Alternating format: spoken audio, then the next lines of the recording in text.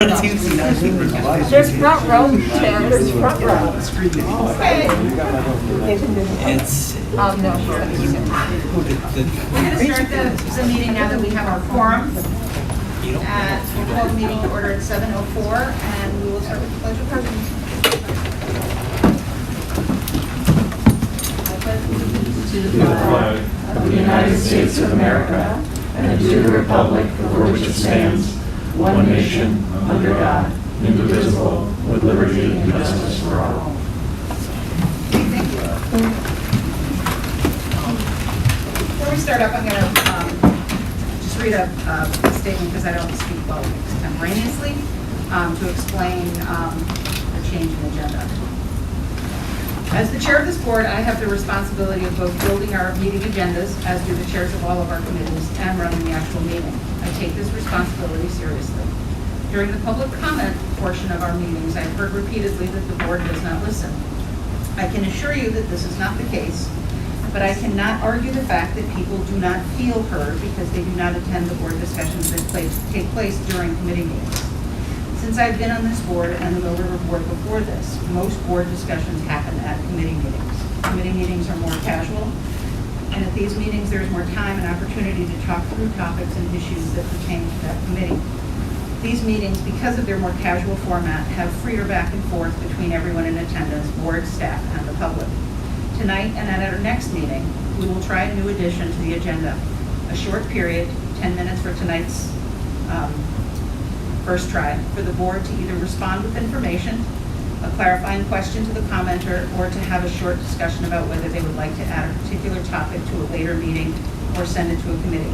We will not vote during this period due to open meeting law constraints, or we won't vote on topics brought up at that.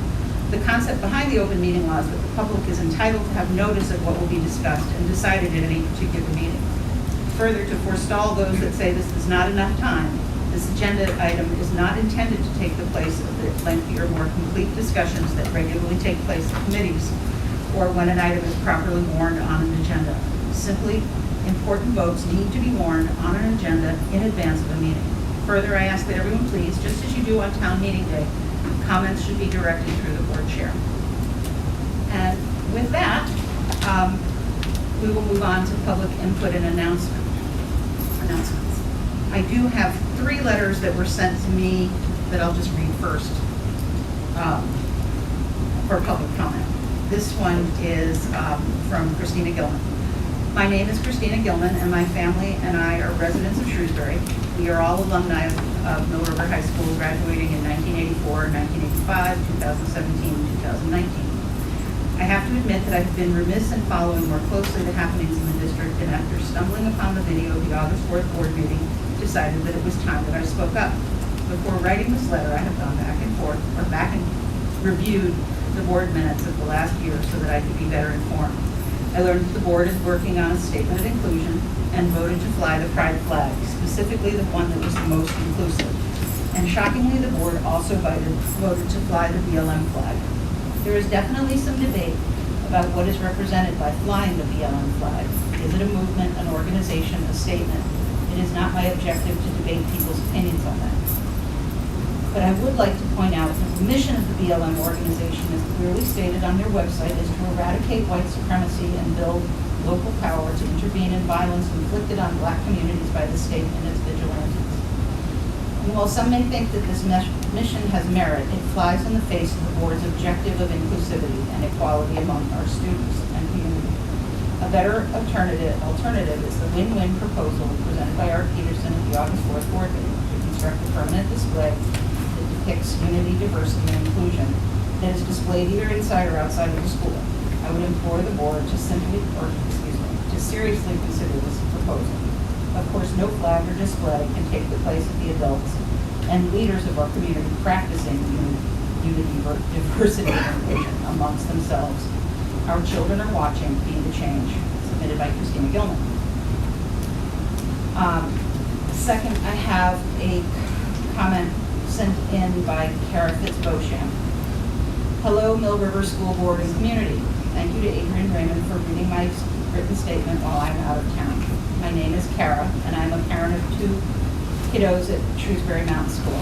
I am advocating for my strong support for required indoor masking in school. The current surge in COVID cases, fueled by the Delta variant, still poses a serious risk, even with Vermont's vaccination rate. In the absence of vaccines, indoor masking is the only protection, or only layer of protection vulnerable kids have to learn safely while inside our schools. I am particularly passionate about indoor masking because our youngest kiddo has already been hospitalized 3 times for lung issues before she was 1.5 years old, prior to the pandemic. I hope I am in the minority of parents who have watched their sweet little kids struggling to breathe on oxygen for days, but that experience makes it too risky to have our children indoors in a mostly unvaccinated, unmasked setting currently. During the last school year, masking worked to keep our kids safe. Let's do that a bit longer. Kids are tremendously resilient, and they have an incredible capacity to adapt to things like wearing a mask, especially if they understand it's a way to help care for each other. Masking in public places has always been a way to teach our kids compassion and care for others. In the Vermont General Assembly Statutes, Title 16, Chapter 21, Section 834, Duty of Care, each school district and its employees owe its students a duty of ordinary care to prevent students from being exposed to unreasonable risk from which it is foreseeable that injury is likely to occur. Jay Pershing Johnson, a general counsel for the Scott administration, says this gives districts broad discretion to ensure health and safety. I cannot wait for the day that kids can run into school without masks to share their beautiful smiles with all of their peers, but we aren't able to do that safely yet, and I am counting on our school board to take this necessary step to keep kids safe. Please vote to require indoor masking in schools this evening. Thank you. Eric Beauchamp, Shrewsbury. And the third submitted letter is from Christine Billings, also from Shrewsbury, to the Mill River Unified Union School District Board. Thank you for continuing to read our public comments. Thank you for agreeing to review the meeting minutes in relation to public comment. Thank you for adding an agenda item for board discussion of public comments. We would request that the board research the pro-human organization Foundation Against Intolerance and Racism. And she was the website. Please research that Ibram X. Kendi will not debate the following FAIR Board of Advisors, John McWhorter, Glenn Brewery, or Coleman Hughes, even when the proceeds would benefit the United Negro College Fund.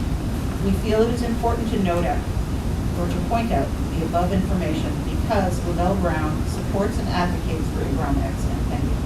Dr. Kendi, in turn, is considered a strong advocate of critical race theory. Dr. Kendi has stated in his book, How to Be an Anti-Racist, page 19, the only remedy to past discrimination is present discrimination. The only remedy to present discrimination is, I'm sorry, I'm not quite sure what she's writing there. Present discrimination. The only remedy to prevent discrimination, I'm sorry, I don't know what she's saying. He is openly advocating for racial discrimination, which is illegal. This philosophy and training approach would inadvertently lead to opinionated and politically charged teaching, and even worse, the never-ending cycle of racism. We believe that CRT training, whether it is blatant or guised under equity or bias or inclusion training, is not pro-human training. There are very young students coming home from school saying very politically driven comments. My daughter was one of them in 2019. We chose to talk at home with our daughter and not address it at the school as we thought it was a fluke. Unfortunately, I'm hearing more and more from other parents along these lines. Therefore, to ensure that teachers are being trained from a pro-human standpoint, we request that the following information be supplied to all parents via online. 1, all training materials, physical, online, and videos. 2, all costs from inception to current related to Lavelle Brown's trainings. Similar requests in the past by parents seeking information on in-service training materials have been ignored. We hope that the board will ensure that Mr. Youngs complies with our requests, since there is no plausible reason to deny such information to parents as federal statute 20 U.S. Excuse me, we're really having a hard time hearing you, and I've got great hearing. Okay, Either, I will try. yeah, I will thanks. try and speak up. Similar requests in the past by parents seeking information on in-service training materials have been ignored. We hope that the board will ensure that Mr. Youngs complies with our request, since there is no plausible reason to deny such information to parents, as federal statute 20 U.S.C. 1232H reads as follows. A, inspection of instructional materials by parents or guardians. All instructional materials, including teachers' manuals, films, tapes, or other supplementary material which will be used in connection with any survey, analysis, or evaluation as part of any applicable program shall be available for inspection by the parents and guardians of the children. Thank you for your volunteer work on the Mill River School Board. Sincerely, Mark and Christine Gill in Shrewsbury, Vermont.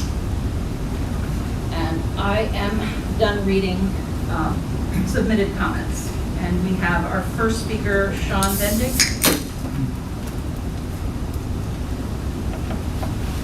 Hi, thanks for having me. My name's Sean Bendig. I'm the current girls varsity soccer coach here at Mill River. I also own Stonehenge Golf from here on Squire Road in North Plains, so I'm technically a taxpayer as well. And I'm here tonight attending the board meeting to share my thoughts on a problem that I've seen grow increasingly worse over my 3 years as a girls soccer coach. And that problem is basically the condition of our athletic fields, and just recently, after I walked down the school today, the condition of the grounds in general. With the amount of time that I've spent on soccer fields and the 16 years I've spent on the golf course, I'd like to think I know a little bit about grass and I know a little bit about soccer fields. And I'll point out, I guess, 2 different ways that I view the fields. Aesthetically, they look like they've been forgotten. And to be blunt, they look embarrassing. As a coach, to invite other schools here to play on our fields, it's a tough call. We have grass on the fields that we're about to practice on tomorrow and play games on in just 2 to 3 weeks. That's anywhere from 6 inches to almost 9 inches tall. A proper athletic field should have turf that's ranging between 1 inch and 3 inches tall. And where grass has been mowed, it's now left in clumps to just die and kill the turf that's below it. So aesthetically, I think the district is very lucky. I mean, to have the amount of acreage that we have here at Mill River, it should be considered an asset, but it's something that requires far more attention and diligence than I think it's receiving right now. And my intent in sharing this, it's not to lay blame, it's not to finger blame, but to rather just open a dialogue so we can figure out how we address this, so that it's more of a source of pride for our student athletes and for our community. So aesthetically, touched on that. Functionally, I think we have a bigger problem. Just this past Sunday, we were hosting an informal workout. Great numbers on the girls soccer team, had 16 girls in attendance. Excuse me. And I noticed that a bunch of girls were tripping in one area of the main varsity field. After practice, I walked over, and what I found was that apparently someone in a vehicle had gotten down on the varsity field and did some donuts. There are now 2 to 3 inch ruts that are in the middle of the field that are basically disguised and hidden from the grass being as long as it is. We unfortunately live in a world right now where when sometimes people get hurt, they call their lawyer before they call their doctor. And I hate to think that we're going to have kids playing on those fields in the condition that they're in. I think that they're a problem waiting to happen. I think that they're an injury waiting to happen.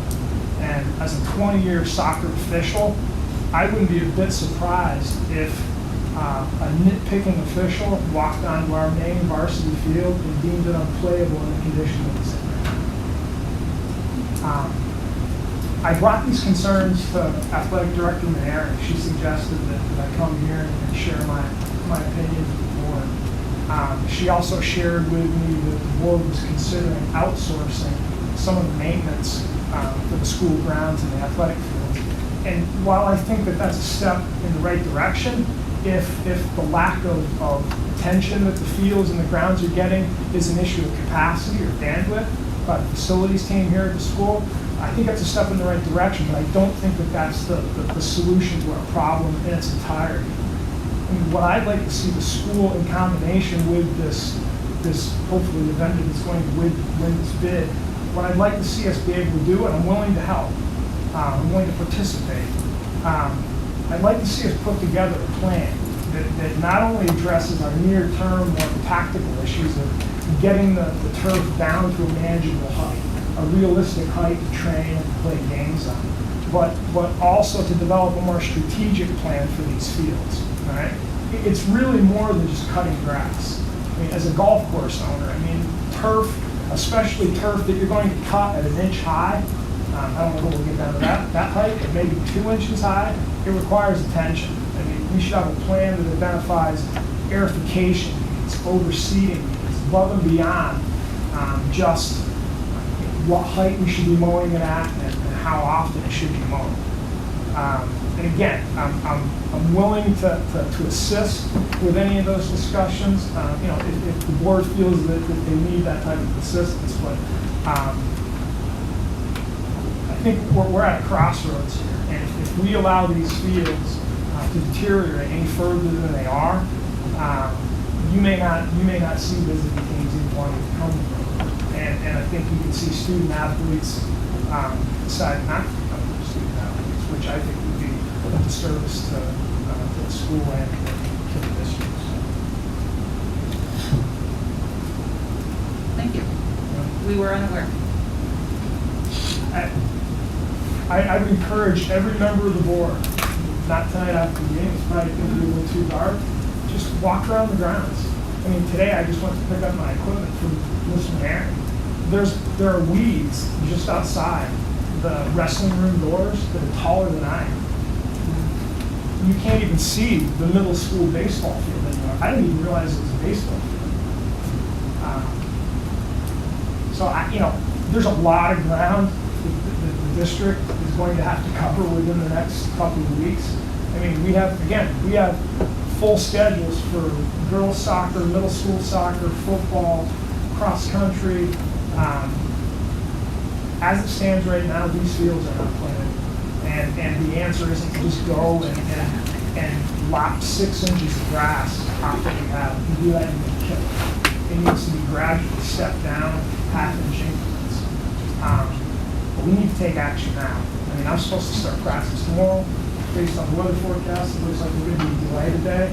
But, you know, we can't ask kids to play in conditions like this. All right?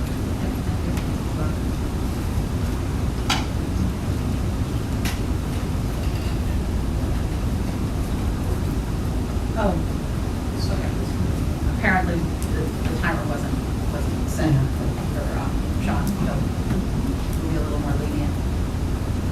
Mr. Peterson. I apologize for the way I'm dressed. We had flag football sign-ups prior to coming here. Art Peterson from Clarendon. Tonight there's an agenda item to discuss the proposal for a tasteful, non-political diversity and inclusion display here at MRU in lieu of raising any additional banners on our school flagpole. This is an opportunity for the board to show that it cares about welcoming all students, not making political statements, that it wants to work with the school community, not divide it, and that the many voices opposing political flag be heard. A school board has no place for members to tout their personal ideologies and political views, no matter what they are.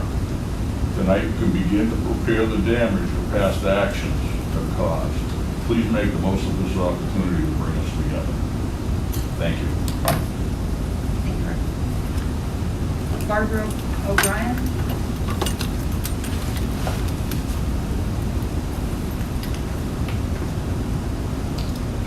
Barbara O'Brien, I'm a resident of Clarendon, and Sean, thank you for bringing up the wretchedness of our school grounds. I am going to address the small area in front of the sign that says Mill River Union High School. When people come here, it is the first thing that they see. I wouldn't blame them if they shut their eyes and turned their car around and went away. It is the most unwelcoming, ugly thing I have ever seen. There are weeds, there are things that are planted that are overgrown, there are things that are planted that should have had some care. I don't know whose problem it is, It's not my problem. I have enough problems taking care of my own gardens, which also have the same kind of weeds that we have here. However, where is the pride that used to be part of Mill River Union High School? It is not here anymore. I think the grounds are a perfect example where nobody is there. Well, I do. But I'm not getting out there on my hands and knees, pulling weeds and taking care of that. If we cannot maintain that area around the sign with floral things, my suggestion is to take everything out of there, reseed it, and it's just a lawn. Thank you. Thank you. Or Peterson.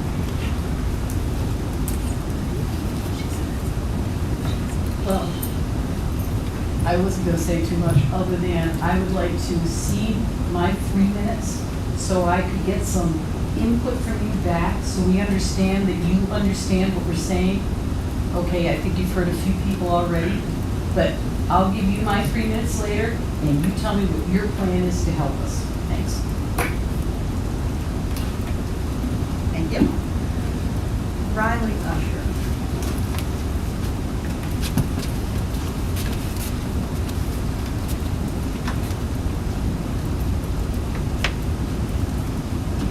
Hi, I'm Riley. I just graduated Mill River this past year. This topic hasn't really been brought up much, but when I was in high school, every year we have a homecoming dance, with the exception of this past year because of COVID. And the week before homecoming, we always do our spirit week. And the Friday before homecoming, we have Spirit Day, which is when you wear red, white, and blue or anything to support Mill River. And I don't remember what year it was. One of my friends, Natalie Shaw, came into school wearing her red, white, and blue, and the hat she was wearing was red, and it was a Trump supporting hat that said "Make America Great Again," and it had nothing to do with her political views, or she didn't wear it to offend anybody or cause issues, and she was told to take the hat off because it was offensive. She was told this by a teacher, and I don't agree with that. I don't think that students should know teachers' political views or push their political views on students because that's not their job. That's not what they're here for. They're just here to teach and support what kids want to do. And I think that Mill River needs to do a better job of supporting kids rather than pushing what they want kids to know and what they believe in and what they support and just stuff like that.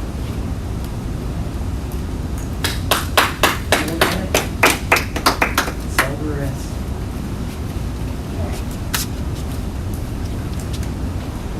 Yes, it is my phone.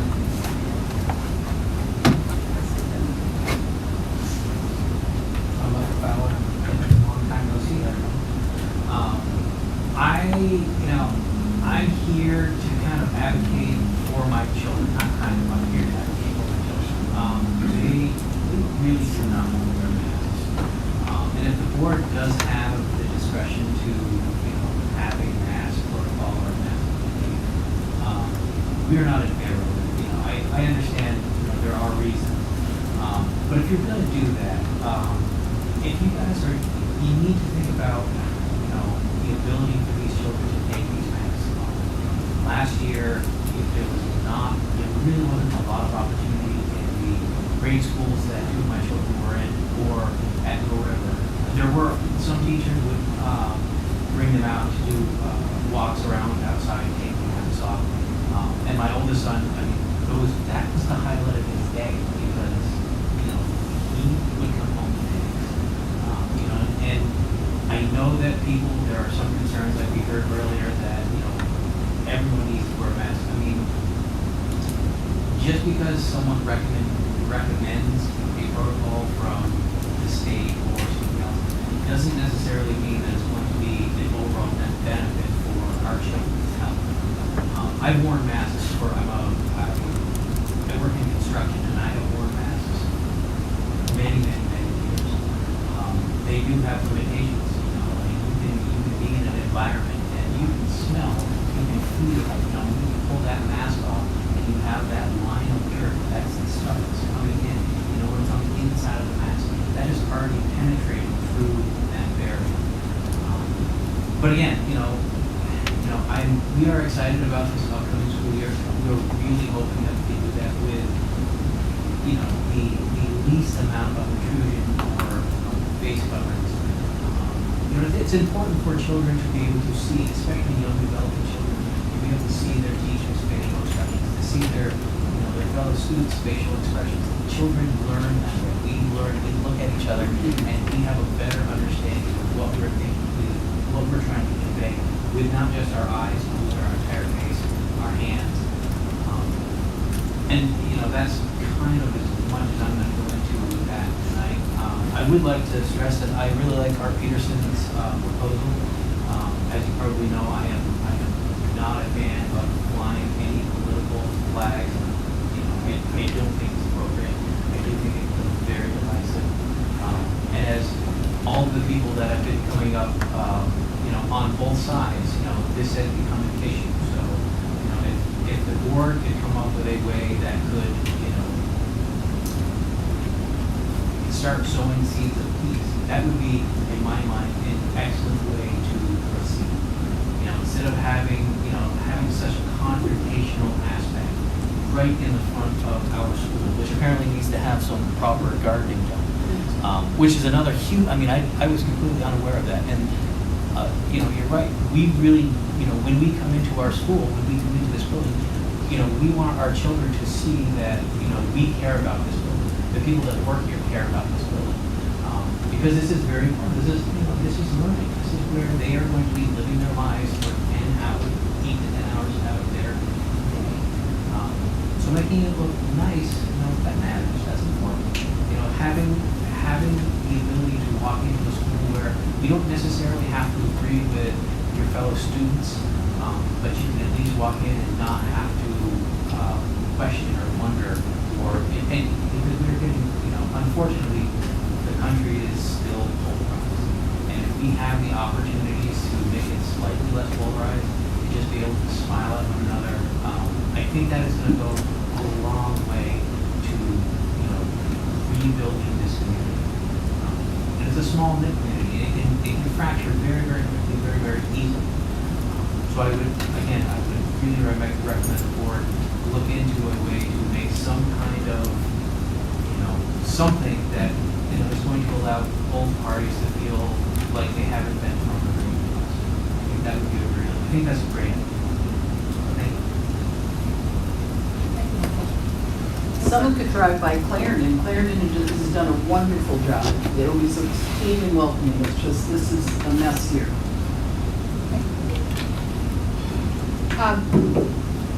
Are there any other public comments before we move to the next agenda item? Okay. I'll open the floor up for board members to comment, question, or whatever, but as I said, please try and not have conversations directly back and forth. The first time we tried this. I can lead off. I can just start by thanking everybody for constructive feedback. That was all very constructive. Can you hear me okay? That's better. It'd be Okay. better. That's great. Thank you for the Because you're not muffled. constructive feedback, everybody.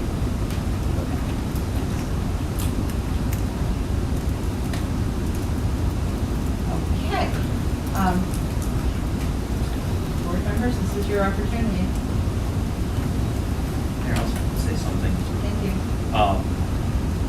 One, Mike, thanks for the masks information. I do know that's another polarizing thing.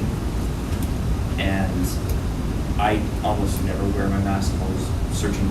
This one I actually pulled off the floor of my car. It's heavy going. Great, 10. They're healthy. My dog's wearing it. Something that really concerns me about the mask versus not masks, and how some people are very for wearing them and very for not, is a bullying potential that can happen for both sides. You know, someone who is not coming to school not wearing a mask could be bullied that they be caught, could be bullied, same likely the other way around. So it is something that I know we need to talk about, but that is something that I am thinking about in my personal opinion, is how to litigate that. I'm probably personally leaning toward everybody having a mask just to keep it that way, especially at the elementary schools. In the high schools where there's vaccinations, I will be fully honest, I am not at all comfortable asking students whether they're vaccinated or not until the US agrees to it, makes it a mandate or something like that. I think that's illegal too. Yeah, so that is something that I don't know how to get around. That's some of my thoughts. I'm going to touch base on the flags very quickly, Art. I agree that we should have other places to display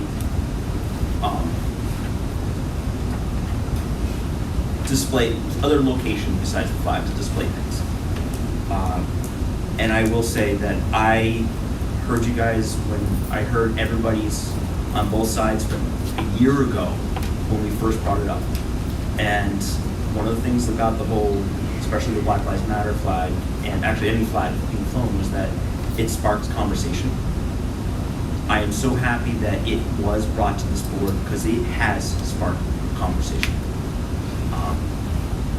Both sides, my personal opinion has changed. That doesn't mean it overruled what I think the school should do as a whole. And I thank you for the conversations. I am personally ready to look at other ways. I'm going to say equity is in schools. I work in other schools besides, it's my job. Equity is in conversation is in every school.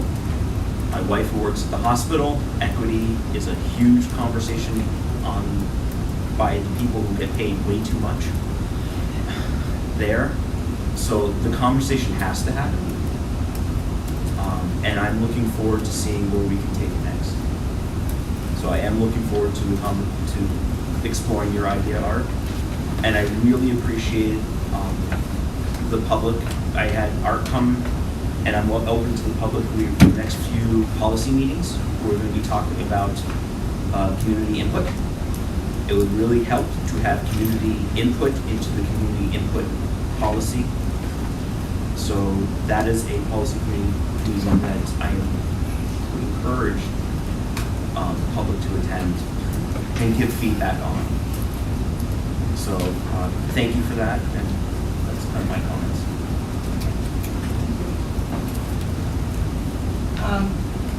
I think we're going to have further conversation on this agenda about the athletic field mowing, and I believe that will allow time to address the athletic fields.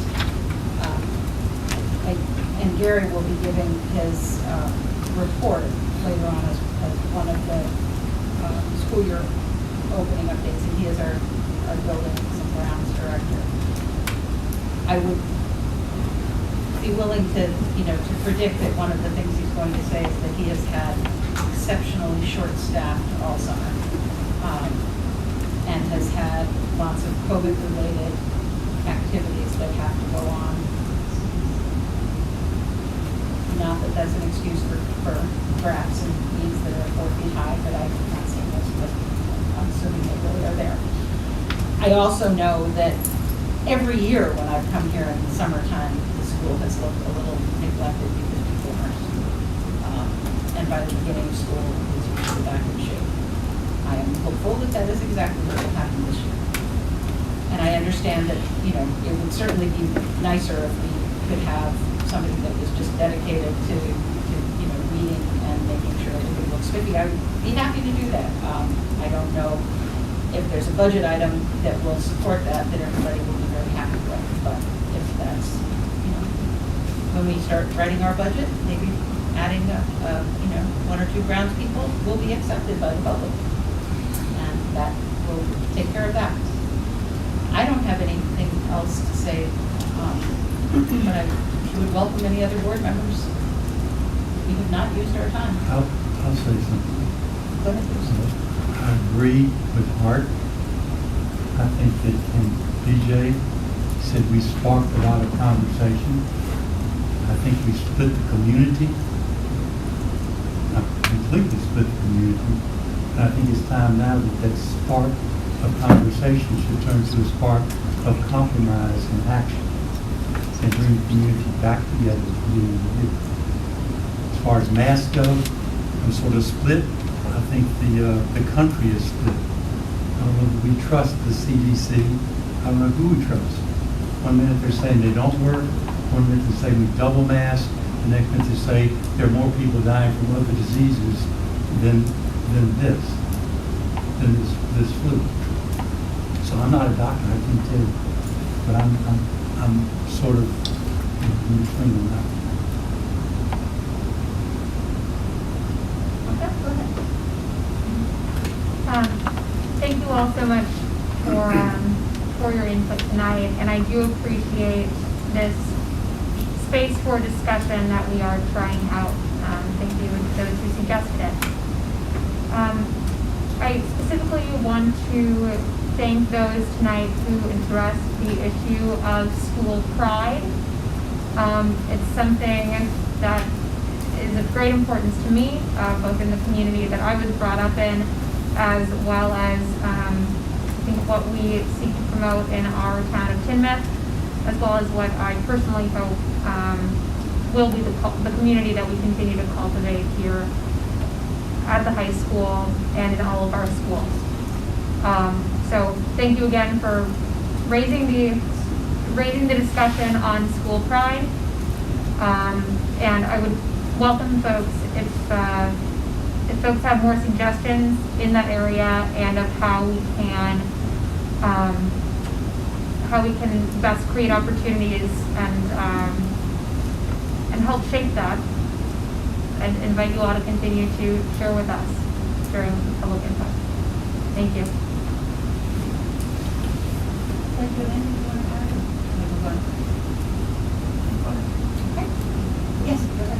There was a comment that you read that requested information from you. Would you like me to respond to that? Sure. I was later on, but yes. Christine Billings did ask for information, and yes, I'm requesting that Mr. Nance addressed her request. We can move on to approval of minutes from 8/4. So I have a motion to approve minutes. Thank you. Okay, now open up discussion now for any corrections or additions. I do have something from Christine Billings that she had requested in her last letter. She had wanted a show of hands of who had read the book that John McKenna had suggested by Dr. Kendi. And I think when I read the letter, everybody just thought that that was sort of a rhetorical question and we did not have a show of hands, and I reported that to her, but she wanted included in the minutes that she had requested that. And that was all I had. Does anybody else have anything?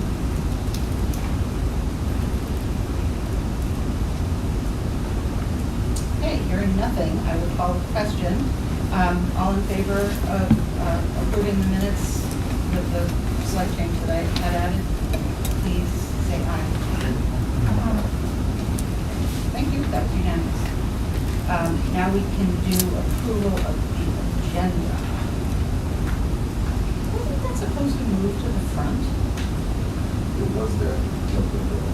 Actually, I think I did. So I apologize to everyone. I was supposed to do approval of agenda at the very beginning of the meeting after the call to order and I printed a older agenda. So that was my mistake. I apologize. Can I have a motion to approve the agenda? Or, so that we can then move on to conditions? Could you please speak a little bit louder? The mask is just not making All right. it happen. Yep, I'll try. Thank you. That's for all Liz- of you. Liz put a motion in to approve the agenda. And I didn't hear a second, that's right. And Len seconded. Are there changes to the agenda or additions or subtractions that anybody would like to make? No. Okay. Call the question. All in favor of the agenda as it stands, please say aye. Aye. Thank you. We will move to athletic field mowing. Kim, or you, who's running that? Gary's running that, okay. Good evening, folks, and to those of you in the crowd that are talking about grounds and condition, thank you. You're helping me make my case tonight, so I do actually appreciate that. Most of you are probably aware of the fact that we've been really, Adrian mentioned, we've been really short-staffed for, actually since COVID started. We've been down as many as 3.5 people for a year. At this point, we're down 2.5 people. So please realize that the same people that take care of the gardens and mow the lawns are the same people that scrub the toilets and do the repair work. So we only have so many people to pick from. So in an instance where we only have so many people and we are having trouble trying to attract new folks to our facility, we recently advertised in 4 different newspapers for various positions that we have open. We got absolutely no inquiries at all. Now, it's not specific to Mill River, that's a regional issue. But so you can understand why we're starting to look at other ways to try to take care of our grounds and to do some of the other activities and other tasks that we have before us. One of the things that we've discussed numerous times in the past when we've been a little bit short-staffed is the idea of outsourcing some of the grounds work, particularly the mowing. We are looking right now specifically at outsourcing the mowing of just the athletic fields and the line painting of the athletic fields. The reason we're doing that at this point in time is there's very specific schedules associated with the games. The game happens this time, this date, sometimes regardless of rain. That doesn't always blend well with the activities that we have going on within our building, which may be, having to clean up a spill or a repair or something. So it seems to make sense to us at this point in time to try to outsource something that is very specific, a very specific need. So with that in mind, on July 19th, we actually went out on this, what we call going out in the street for cost proposals from individuals. We sent out requests for proposals for 5 different organizations, trying to get somebody to come in and take care of our athletic fields for us. We got 2 proposals back. Right, by far the lowest price that we got in all the different categories that we put out from there, or put out in our proposal, was from KGW Lawn Care. All right, my recommendation certainly is to go with KGW Lawn Care. However, I need to make full disclosure about one fact associated with that. It just so happens that KGW Lawn Care is owned by the husband of our athletic director. So the athletic director was not involved at all with the development of the proposal, was not involved in the review of the proposal, and is not involved with the directing of the activities of the contractor, should we like to go with this organization. So that full disclosure is one of the reasons I'm talking to you folks tonight, just to be sure everybody is aware of that. The other reason I'm talking to you is because of the magnitude of the contract that will be involved, associated with that. I can't give you specifics, a very specific number, because it's all associated with conditions like weather. How much did it rain? How often are you mowing the lawns? When did the mowing season start? And when we start talking about games, how many home games do we have? How many times do we have to reapply the paint to the fields? But an estimate, a reasonable estimate of that puts us at about $16,000. So when we got to that level, that triggered the idea that we need to get formal approval from the board to commit to something like that, and then we go over $15,000. So that's one of the reasons that we're here. The other reason is this is considered an unanticipated cost, because our lawn care and landscape budget, frankly, is very minimal. But that is where this would be paid out of. So what we would have to do is transfer money from our salary and benefit line to the lawn care line. So as we start to do that, because it's over $2,500, that also requires board approval that we do something. So what I'm asking is for approval to commit to KGW for lawn care associated with the athletic fields, and for approval to move the necessary funds from one line to another. Just to clarify, it doesn't include any other grounds care other than the athletic. The rest of the grounds care, we're going to keep underneath our umbrella, if you would. It's less critical on the, say, the rest of the lawn. If it doesn't get mowed today, hopefully it gets mowed tomorrow. Whereas an athletic game, it's got to be mowed that day because there's going to be a game that day.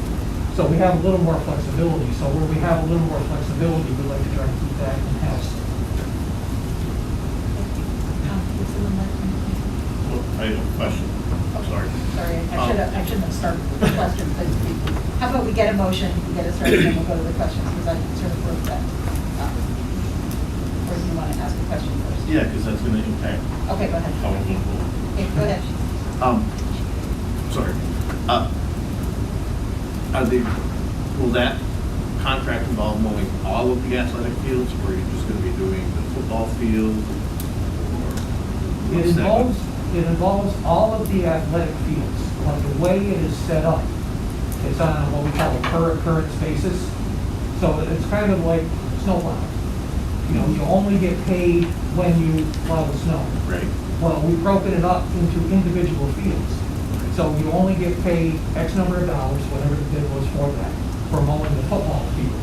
You would get Y number of dollars for mowing the soccer field. So in the football season, you would not have to mow the baseball field as often. You wouldn't have to line the baseball field. So that allows us the flexibility to pick and choose which fields get mowed and how frequently. Okay, but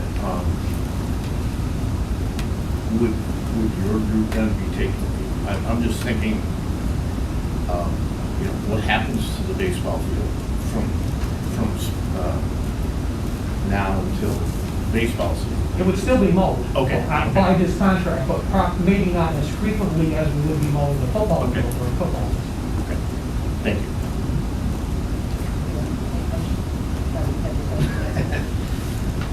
Sure, I'll make a motion that we accept the contract. Excuse me, is the public free to ask questions, or? I was going to Well, ask. how about when we sort of jumped the gun when I asked the first question, we're going to pass a motion to start a discussion before we go. Okay? Thank you. Because I have other questions too. So do we have a second? I'll second it. Okay, thank you. So now I will open discussion. I had the other question. Sean had brought up that there was also damage to the football field. Is that something that contract will entail, or is it only mowing? The contract is only for specifics that were in the proposal. But we certainly we have asked for $1 per hour labor rate, so we certainly can hire at that labor rate to do other work, or we can outsource to somebody else to do that work as well. But it's not included in this existing proposal. In your anticipation of the 600,000? Correct. But there isn't really an amount that we're voting on? There isn't, because. Possibility of how much. Right, it depends on how often we have to actually mow the football field versus the baseball field. So one of the other things that Sean had said was that things are so tall, and I know what he's talking about. If you just sort of let your grass get too tall and then you cut it all down, it doesn't then make it very healthy. I know that has happened in the past in Mill River, years and years ago, when my kids played football and soccer. And we obviously don't have the manpower to take care of the fields like we would a golf course necessarily, but there is a safety factor there and a sort of a, I don't know, some.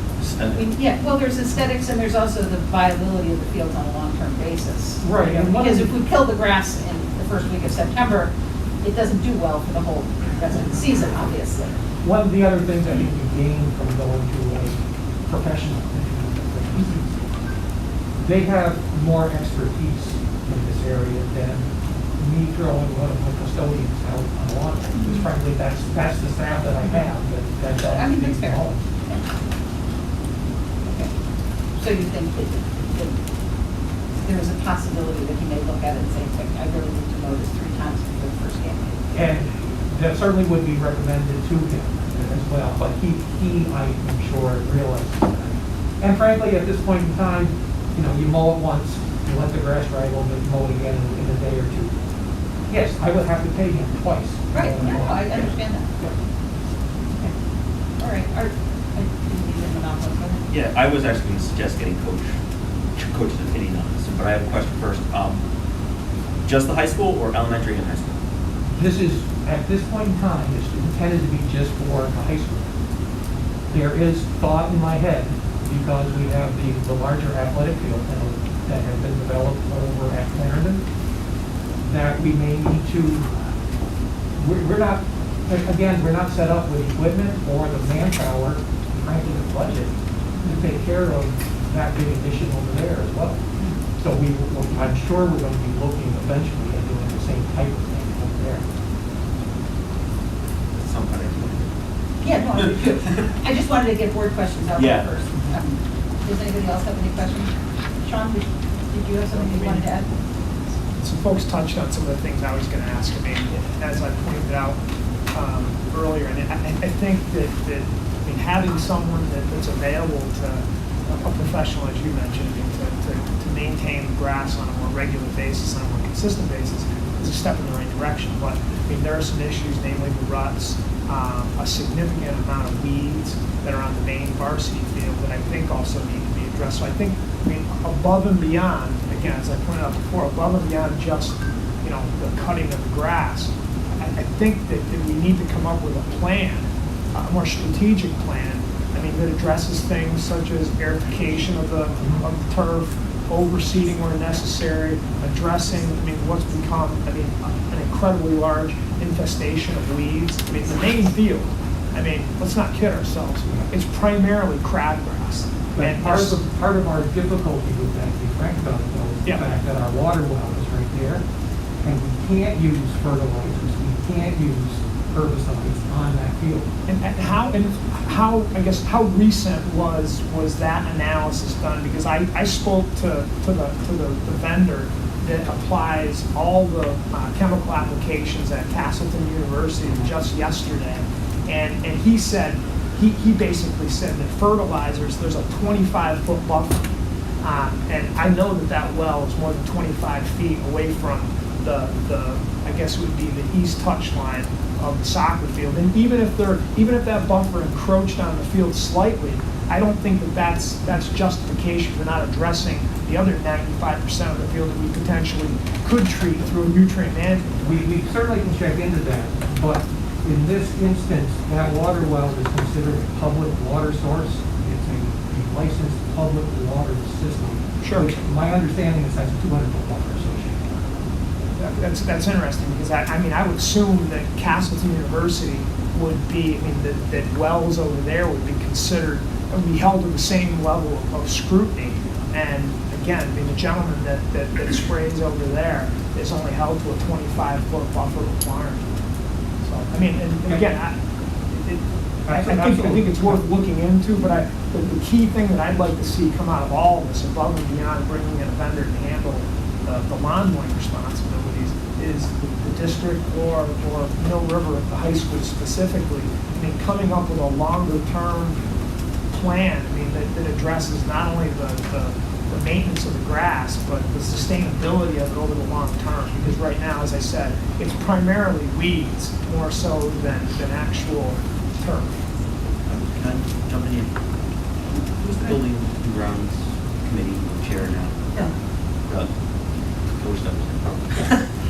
but he's not. I think that would be a great place to extend this conversation into that committee. Just what, that baseball field is probably gonna have to get dug up and taken care of. Will that be included as well? I mean, that's not mowing, but it. No, that's not in this, but I believe, Kim, you have a, Kim, there you are. Yeah. You get that done once a year anyway, with an Yeah, outside. so we have a guy come down from up north. He's come the last 3 years and weeded our baselines and infield as well as the softball field. And it's just not maintained after the season's end, so this is the end result of what happens. If it was maintained and dragged twice a week or throughout the summer and into the fall until the weeds die from the frost, you might not have to come back every year, but that's what we've done in the last 3 years. So yeah, and we did do it to the middle school field that is out there as well. One last question, is Sure, go ahead. the contract, I mean, is that going to include like weed whacking around It does, grandstands? yes, it does. Okay. Yep. Are there any other questions? Okay, I'll call the question of the contract to be given to, can you repeat the vendor again? Read it so I get it right. Okay. KGW Lawn Care. Okay. All in favor of approving the contract, please say aye. Aye. Any abstention? Okay, thank you. All right. Adrian, we also need the approval to. Oh, sorry, to move the money. From one line to another. Did somebody make that? I'll make that motion. Liz, and then second? Thank you, Asha. Is there any discussion on that? It's pretty straightforward. Okay, I'll call that question then. All in favor of approving the transfer of funds within the budget? Aye. Any abstentions? No. Okay, sorry. Is there a no? Yes. Thank you. Anything else, Karen? No, thank you very much. We will go to the LEA status determination update. That's Coral. And she's dragging me along with her. Okay. All right, so this evening, I just wanted to talk with the board about something called an LEA special ed determination. I'm going to talk to you a little bit about what that is. LEA stands for Local Education Agency. It is basically another way of saying school district or supervisory union. But each year, school districts or LEAs are monitored by the state and the federal government for how well we're doing with our delivery of special education services. The reason for that is that our school district, like many of them in the state of Vermont, we are the recipient of federal grant funds. And when you accept federal grant funds, you have to be held accountable for the results that you're producing. And so one of the ways that folks like Maggie and I are held accountable for the work that we do as directors of special ed is we have to be monitored, again, by the state and federal government. So we have received our special education determination notice, and I just want to point out that the results I'm going to share with you are for school year 2019-2020. So when you're monitored, the results are always a year back. So I'm going to share with you how we stacked up in the year 2019-2020. Before I talk too much about that, what I do want to point out is that the monitoring process that Maggie and I underwent in 2019-2020 was different than processes that we were used to dealing with before. The Agency of Education as a state education agency has very much so changed the way that we're monitored. And so Maggie and I had to sort of learn some of those requirements and and sort of retrain what we were going to be asked to produce for results. This accountability measure, I just want to point out, is very intense. We are ultimately scored on 17 different indicators, and then a handful of other things that aren't called indicators, but they're other measures of how we're doing. And at the end of that, our LEA, or our school district, we are awarded a rating. The ratings that we could be awarded are as follows: meets requirements, needs assistance, needs intervention, and needs substantial intervention. So we don't want to be in those, at least those lower two categories that I mentioned. So essentially what I'm here to report this evening is that our 2019-2020 determination placed us in a very small number of school districts that met requirements for its special education delivery. What that means is that we are serving our students in a way that meets both state and federal outcomes around the delivery of services, but it also indicates that we are exhausting our funds the way that we should be so that we can achieve those outcomes. Maggie's going to talk about a couple of these, but I'll go first. Where our school district did very well was around what we call EEE, which is early essential education. Those are our students who are ages 3, 4, or 5, who require early education services. We scored very, very well on all of those indicators, which is wonderful to see. So I think that actually we scored 100% on all of them, so we don't really have room to improve there, but we do have room to hopefully stay right where we scored there. Another indicator that we're scored on is where we're serving our students, and so what that indicator looks at is there are many districts, not just in our state, but even in our nation, who send their students to very costly day programs or special schools or institutions of some sort, and that's where those students have their special needs met. Mill River has done very well because we have been able to build programs that allow us to serve our students right here without paying those really costly tuition bills and sending kids elsewhere.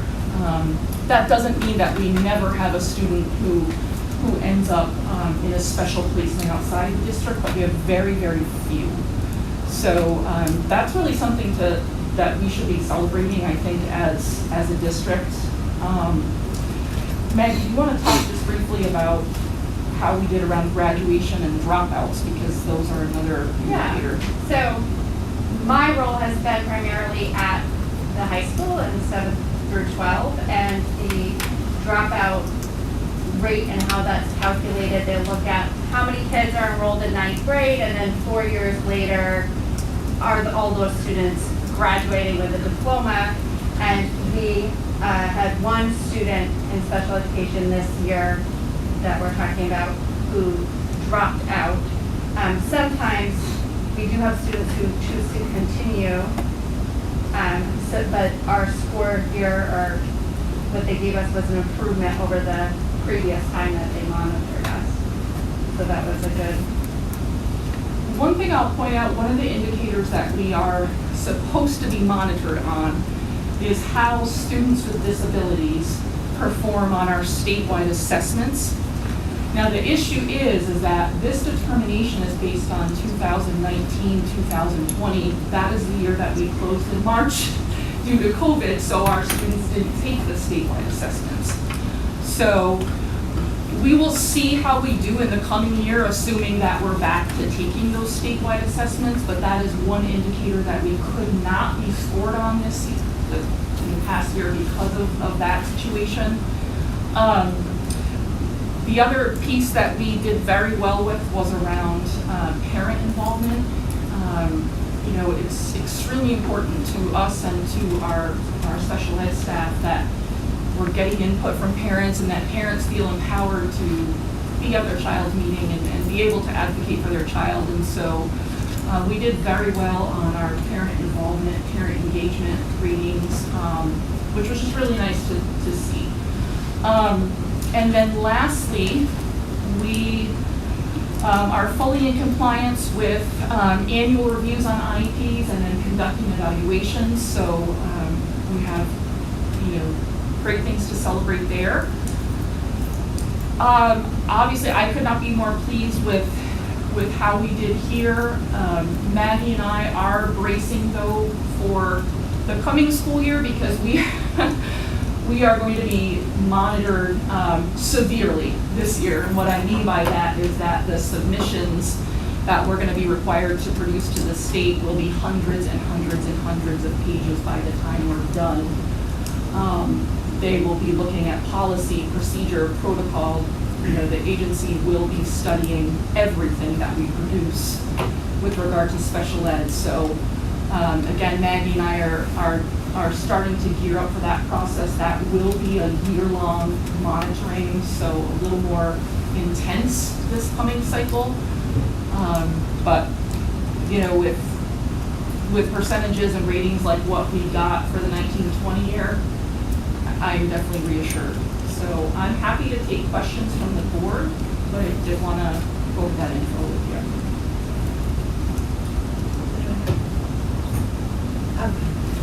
This year is intense monitoring, and I'm sorry if I missed it. Is that a normal progression? You have that intense monitoring every so many years? Every or? 3 years, Okay, yes. I'm sorry, I'm sure you said it, but. Yeah, so it used to be every 6. And when monitoring Seems very procedures change, yeah, so 3 comes up on you kind of fast. Well, you barely get the results. Yeah, the first one, yeah, so you are done. yeah, absolutely. How many man hours are we talking about just for the paperwork? I mean, you're already short-staffed. Yeah, we'll get through. I don't even want to hazard a guess. It'll be pretty intense. We've been looking at the submissions that we have to make, and it looks pretty grueling to me. I don't know how many man hours, but I know it is going to be a lot for sure. There's no doubt about it. Okay. Because you always have done what you need to do to get it done. Yes. Yeah. Yeah. I have a question. I know principals send out, newsletters to board members that I suspect go out to their respective schools, communities. I'm just wondering, do we have a way to, we should always be celebrating our successes and lifting up our good work. Yeah, absolutely. So I'm just wondering, will this be communicated out to parents in the community? Plans for that? Does that get done? So I think the issue with a newsletter is it doesn't mean much to people in that sort of context unless someone is standing here like we are trying to explain it. I think there are different ways we could do that, but it is difficult, and it's not always information that the lay person can really wrap their mind around, if that makes any sense. But I'm sure that we could come up with a way to make that happen. I'm thinking maybe something on our website. Absolutely, yeah. We're open to ideas, definitely. But yes, it is very much a celebration. Absolutely. Anybody else? Thank you very much, guys. Thank you. That is good news. Thank you. Wish you luck on. Thank you. Okay, we have reopening plans. That's me. I assume so. So first, for the board, you have a document in front of you with what has changed compared to last year. For folks in the audience, the table where public comment sign up was, there are about 20 or so copies of this document that I'll be referring to with the board if you're interested in taking a look at that. Before I get to that, I just want to take a moment to commend what Coral and Maggie just presented through. Just for some context, and for those of you who been around on the board for a few years, you'll recall this. We went through an unexpected surprise audit in the spring of 2019 on our special education system, and came through with flying colors when that audit was completed, and that was affirmed. These accountability measures that the state implements, as they've shared, are rigorous and intense. To come through with the level of recognition that we got is a big deal. And as Coral said to you, there are very few districts in the state that reach that level. To me, that's just affirmation of things that I already know, and that's how hard our people work internally on this. And I want you to be aware as board members and as community members that our special educators, our paraprofessionals that work with our students, our special education leaders, are a group of folks where I know when there's a challenge or a difficulty that comes up, there are several things that are going to happen. One, everything we do will follow the letter of the law to a T.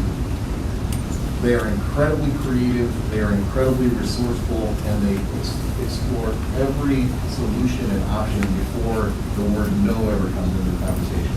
And I've never seen my trust in that group of individuals be violated, and I've never seen my trust that we would figure things out and still deliver a quality experience. I've never seen that not pay off.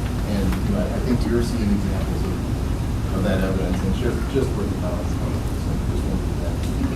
Before we talk about real estate and masks, so once again, Coral and Maggie, thank you. The topic for this agenda item does pertain to masks, and what I am hoping to see the board do tonight is one of a few options. We're going to go through this. I'm going to share with you my recommendation for you based on the current lay of the land. An option could be that you could affirm that by consensus if you like, or you could decide to have a vote on the recommendation I'm making, and that would turn out the way it turned out. If there was a scenario that you did not agree with my recommendation, of course the board could make its own recommendation and make a vote and see where that process goes. But my real objective tonight is to kind of lay out for you the landscape and then point to the recommendation. So first, what's different now versus last summer, or versus the same time last summer, is the emergency order. So last summer, when we were in a state of emergency, the governor and state government essentially exerted a lot of authority on these matters. So directions that came to us from the Agency of Education were must-do situations.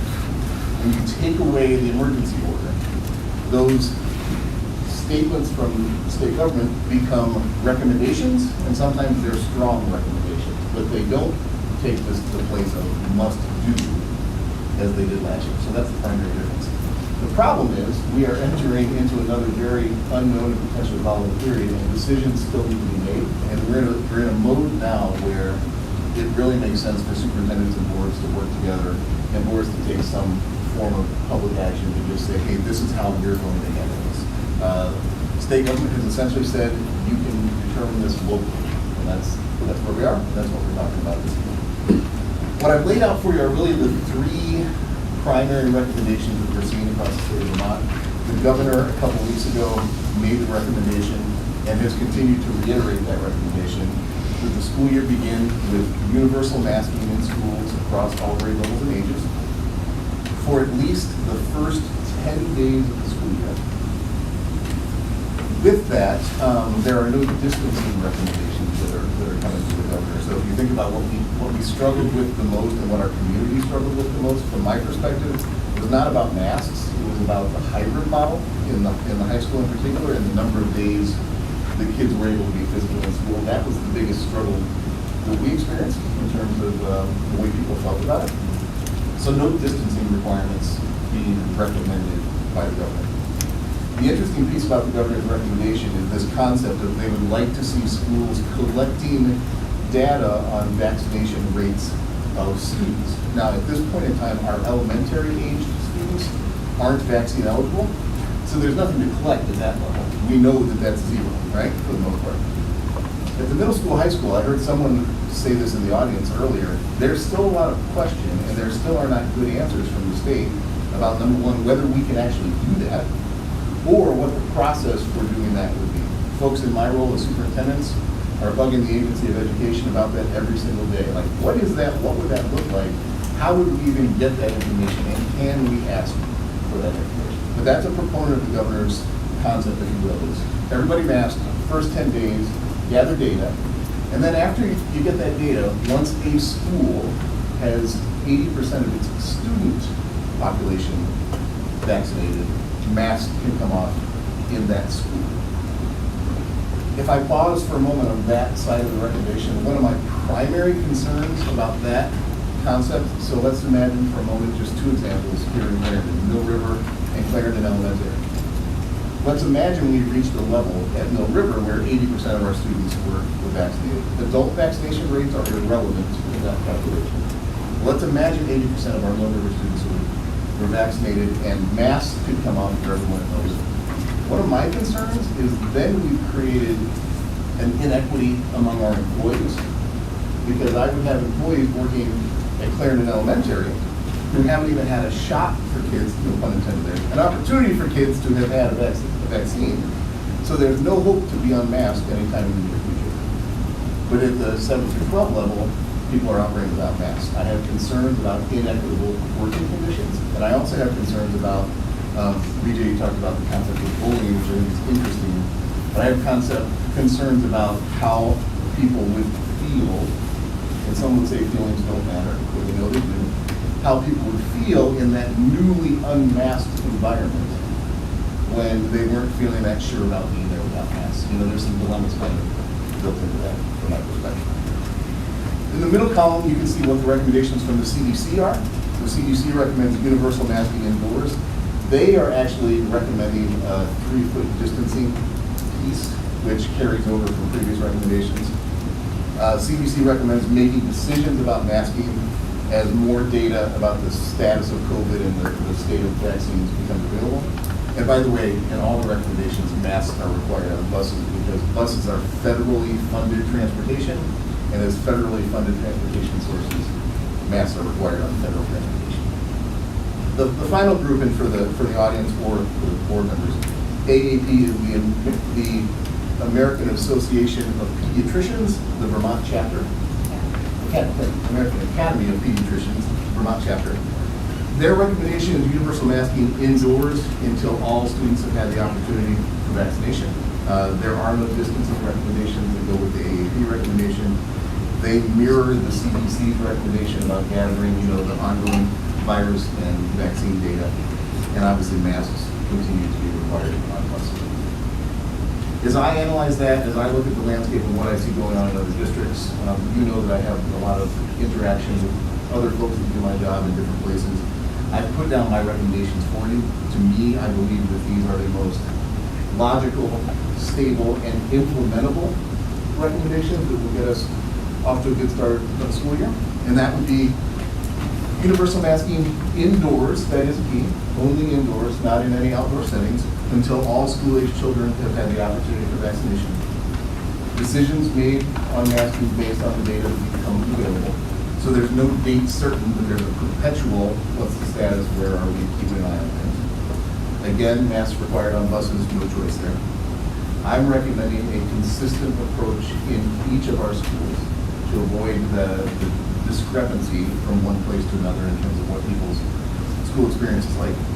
I'm recommending that for consistency and management, that all activities and events in schools would adhere to those same guidelines. So things like tonight, like board meetings, open house nights, concerts, right? Essentially envision school normal, but everybody wearing masks would be kind of the theoretical scenario.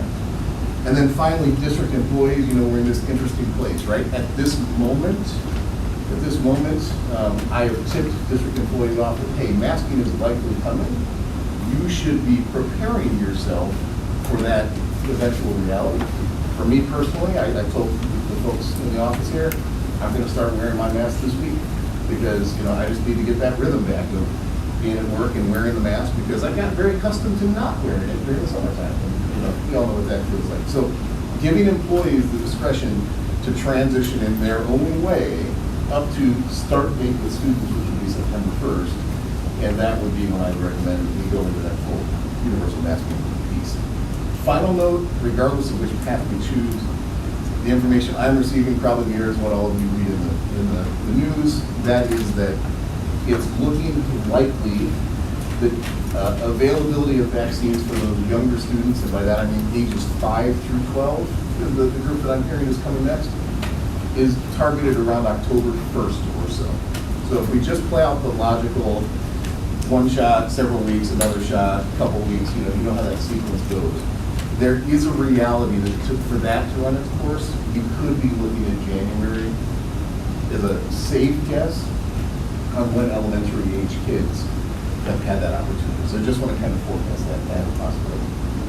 So again, deferring back to you folks at this point, my interest is in a decision, and whether that comes by just consensus, hey, it makes sense, good for us, or you vote, or you wouldn't have. I'm happy to respond to any questions you might have. Question. It says, and I'm down in your recommendation statement. It says universal masking indoors until all school-aged children have had opportunity for vaccination. Is that K-12? Yes. Yes. So, I got another one. okay, go ahead. I'm sorry, I thought you stopped. Go ahead. Number 5, and again under your recommendations, all activities and events inside the schools adhere to district protocols, but outside no. Yeah, correct. So that's a great distinction. So the theoretical there, board meeting, if our rules are masks indoors, we should be wearing masks. Football game outside, not necessary, because outdoors is a different ball game. No pun intended. And we have no limitations on gaming. We have no limitations on games, so like if you look at last fall, and again, the world was in a different place with unknown last fall. The football program was a touch passing, 7-on-7 passing program, but they were still wearing masks while competing outside. There are none of those restrictions in place, nothing restricted for outdoors. So think about elementary recess, right? Our little ones are outside running around, climbing on equipment, mask free, not encumbered by us.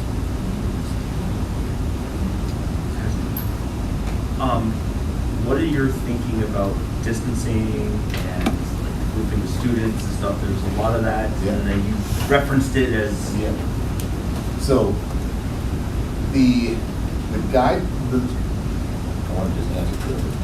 The signals coming from the state are that there will be no recommendations or expectations around the concept of social distancing, right? If you recall last year, we had to start with 6 feet, and then eventually that came down to 3 feet, and that's when we were able to bring all the over to kids back, et cetera. It's still very up in the air. We've been pushing with questions about lunches as a primary area of question. You know, think about it. Lunchtime is when everybody has their mask off and they're in one room, and so superintendents are pushing for it. Are there criteria for this that you need to be thinking about or implementing? Thus far, we've had no clear direction on that.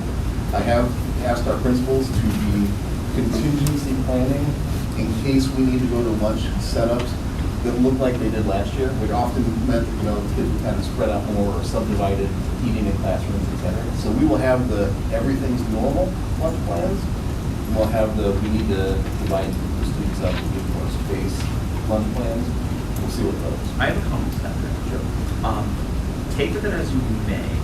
One of the things that my daughter has struggled the most with from last year is social, being social with her friends and everybody else.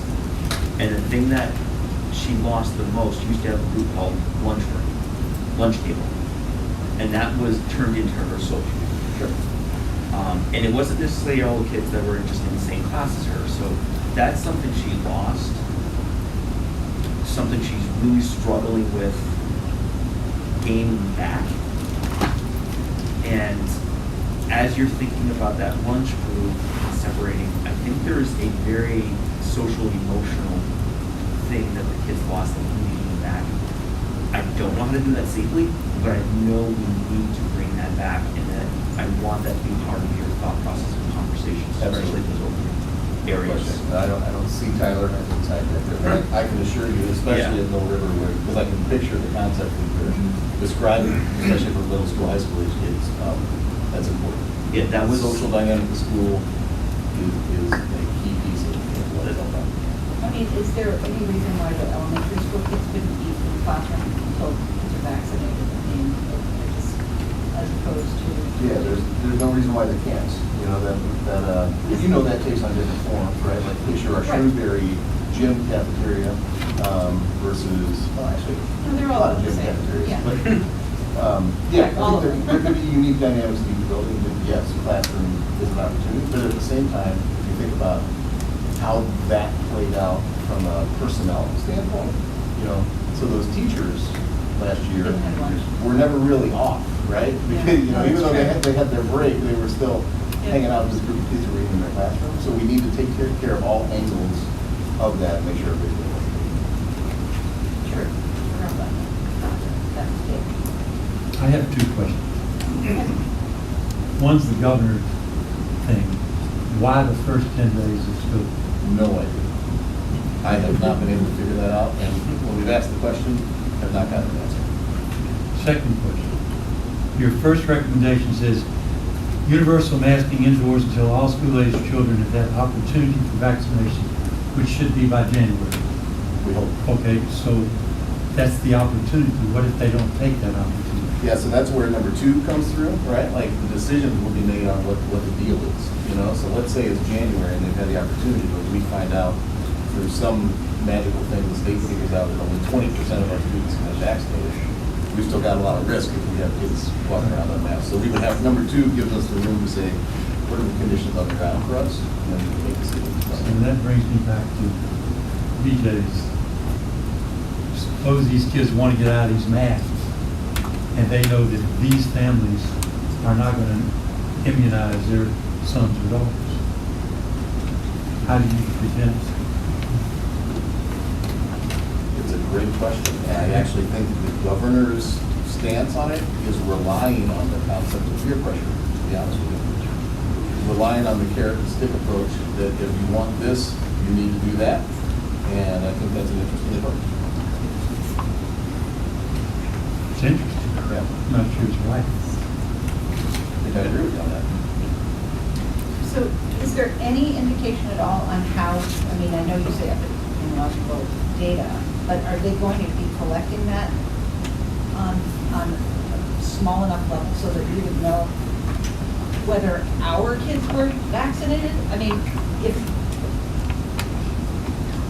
for every other vaccination, people have to prove that they vaccinated their kids before they're allowed at school. You can't come into school without your MMR, your polio, all those other vaccinations. I understand there's questions, the vaccines are, they aren't approved yet. There's all sorts of questions in that regard. But since we don't have those little vaccination cards that we can ask for, do we have any idea or any indication from the governor's office how we're supposed to collect that data? If 20% of the people lie, sorry guys, but it happens. You really only have a 60% vaccination rate, not an 80% vaccination rate. You're working on false data. So we don't have any indication of that yet. And again, when we've been pushing, and when I say we, I'm talking about superintendents across the state, how would this work? How would you collect the data? What would the source be? Who's responsible for collecting and managing that data? Is that a school nurse? Is that someone at the Department of Health? Seeking those types of answers. Don't have those answers yet. So that's an interesting question. And that's part of the reason why my recommendation is not that we take the approach that the governor recommends, because we don't have the answers yet as to what that will look like. My recommendation is you can call it more conservative, but I call it more strategic because it's not relying on details that nobody has figured out quite yet, and we don't have the capacity to figure out.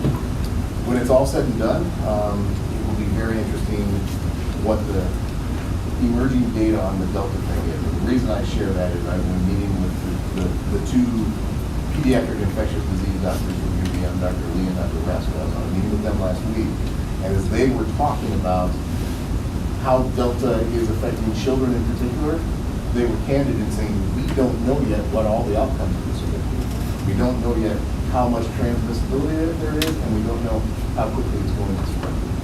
Another layer that is worth knowing is we are still waiting on the protocols and the expectations on contact tracing from the Department of Health. We will have a case in one of our schools eventually where we have a case in school. Some of you in the audience maybe even experienced, and some of you on the board experienced last year, when we had cases, there were really clear-cut procedures that we had to follow to identify, to contact, to notify people of quarantine expectations, etc. those details have not landed with us yet. And again, students show up on September 1st. So there's a lot up in the air right now. So I hope you can see that my recommendation to you is that we start from a conservative standpoint in terms of how to look at this health piece. We give ourselves room to make decisions down the road when the information becomes clearer and more available. And we can start to very safely. I was really hoping we weren't going to be here again, but I know I'm not alone. Is there anyone that would like to make a motion or even for a consensus? I wouldn't mind hearing from the public, Okay. since it was on the agenda. If there's any further public people that want to talk about it. I see Mike, like. I have public commentary. First of all, I really think that, mandating mask requirements in school, personally, I don't believe the masks are as effective as, I don't think anyone really expects a piece of cloth or a piece of paper to be covering our mouths to be effective in stopping, especially with the proximity of children. We know the 3-foot distancing, anecdotally, my oldest son was here last year and he said no one abided by, everyone is crammed into the halls, everyone is close at certain times of the day. The same with eating, you're taking your mask off, maybe you're picking that mask up that's on the bottom of the floor, that's what what are we getting at when we're talking about mask mandates? Shouldn't we just be strongly encouraging parents and children that if you feel like a mask would be appropriate for you, by all means, put one on. Wash your hands as much as you can, but, I take a lot of offense at number 5, all activities and events in schools adhere to district protocols. If we're vaccinated, why are we wearing the mask? Why, if the next time this board meets, I won't be allowed in the building unless I'm wearing a mask that, is it effective? Is it not effective? We can go to the CDC. I'm really curious what data you guys are going to be using, because you didn't provide me with any of the data that you're using to justify this. Are you saying what's the rate of infection? What's the rate of mortality? And that's the real question: is what's the mortality rate? We're all going to get sick, and like it or not, we are all, if we haven't gotten it already, we are all going to contract this virus at some time. That is inevitable. It is, and I understand that that's your job to, go through these things, but, it seems like, we need to be moving beyond this and, recommending, I'm a firm believer in washing hands and staying away, not coughing. If you feel sick, exactly. If you feel like you need to wear a mask, by all means do it. But, bringing this back around, and I'm coming back to my kids and the experiences that they had last year, specifically around the masks. I really think that there's going to be much, much more detrimental effects to my children having to wear these masks than not. And I urge the board, if you can do anything at all, scrap number 5. I mean, we don't need to be. Come on, And I would scrap a lot of things, but I know that you're probably going to do something, at least along the lines of wearing masks for the first 10 days. Put masks on for the first 10 days, and then look at it. Let's revisit and see what it actually looks like. We're going to have a lot more data coming in from, the Delta variant, because it's everywhere. It's in England, it's in the United States. It is the dominant virus right now, correct? The Delta variant is the variant that we are dealing with now. And we know that it's more transmissible, but we also know that it's much, much less lethal, especially to children. I really urge the board to think about this strongly, about the ramifications of this upcoming year, and what these protocols mean. We're used to wearing masks, and children have gotten used to it, but it's not to their emotional benefit. And if you can make the argument that, if you can give me that study that shows the masks do X, Y, and Z, print it out and show it to me, please. I mean, I'm looking, I'm finding, information where it's, I guess that, I'm done rambling, thank you. Thank you. I guess I'm more of a cautious person. I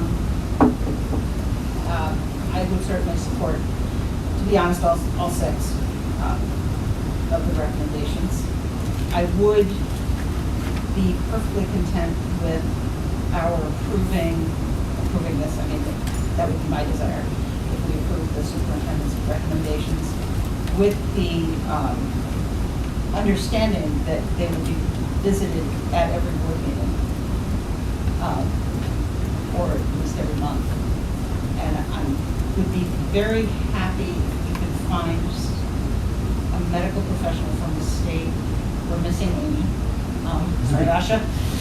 Get your RN. Love it. Because she was really a very nice voice to have on the board with some expertise and the ability. Is one of the things that bothers me. And no offense, Mike, I understand there's lots of data out there, but I personally was not trained as a statistician, a doctor. No, I agree. Or anybody else, and I do not feel that my reviewing the epidemiological data is going to mean anything. I mean, yes, I can read I could read the numbers. I'm a reasonably intelligent person. I could probably even come up with some conclusions, but whether or not they're correct, I don't know. And we're all sort of, acting in a vacuum of information.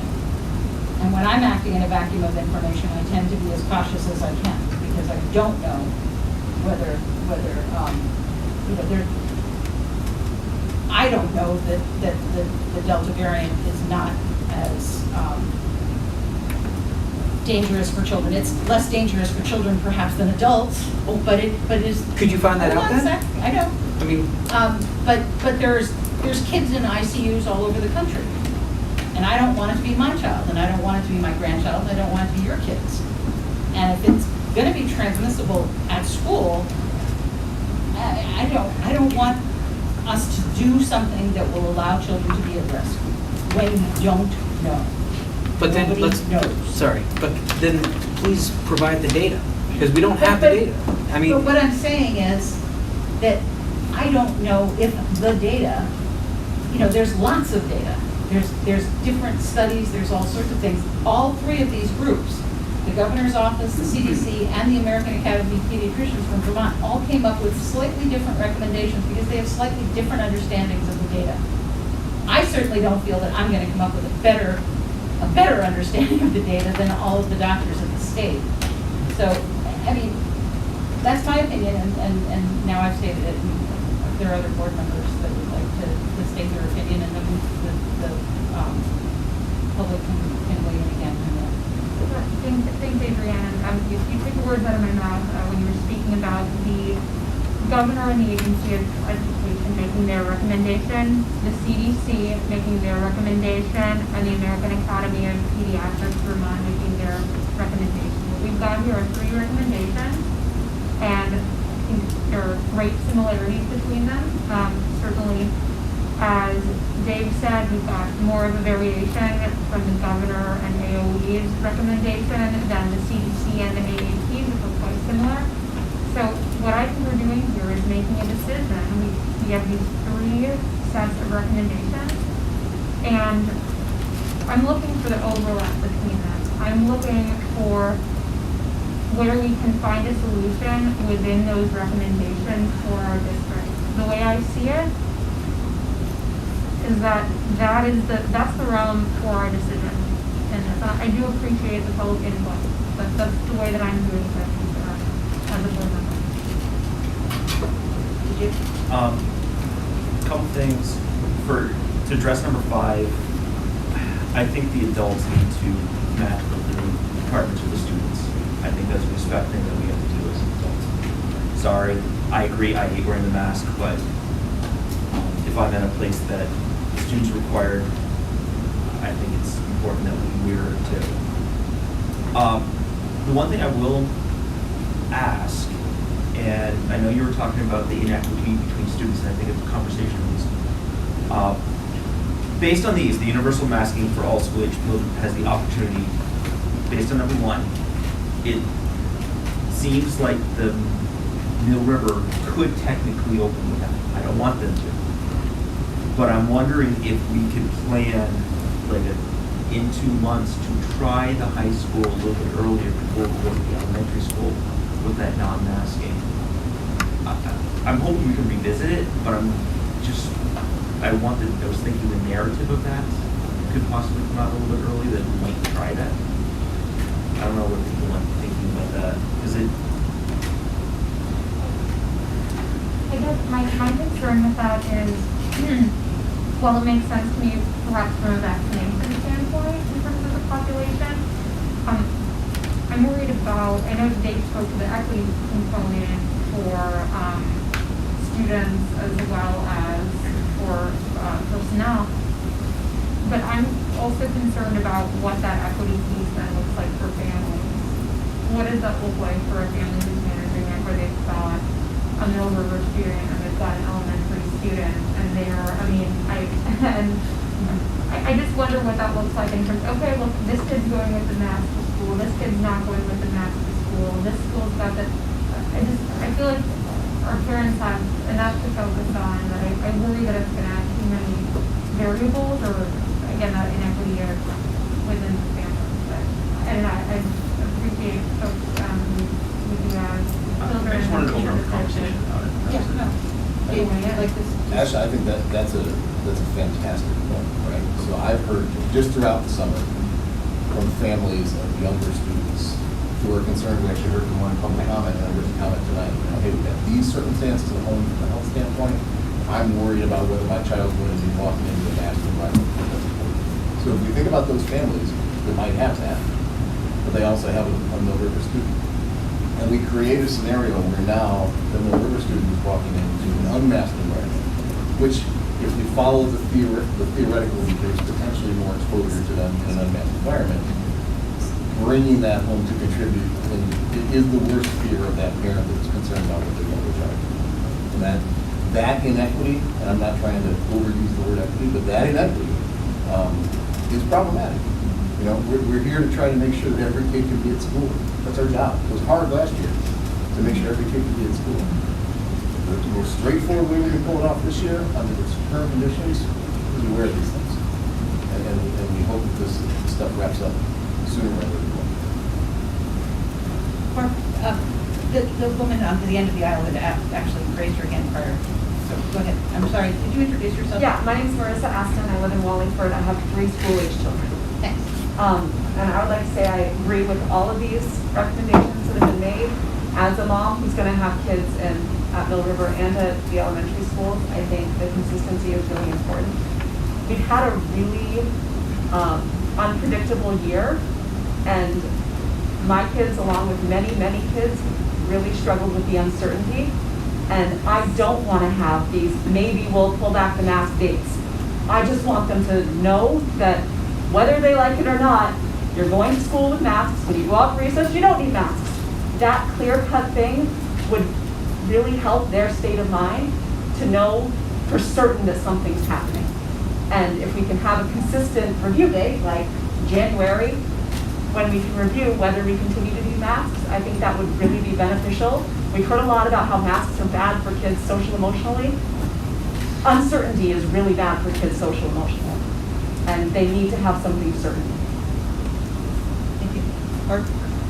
I was just going to say, you're worried about inequity between an elementary school student and a high school student.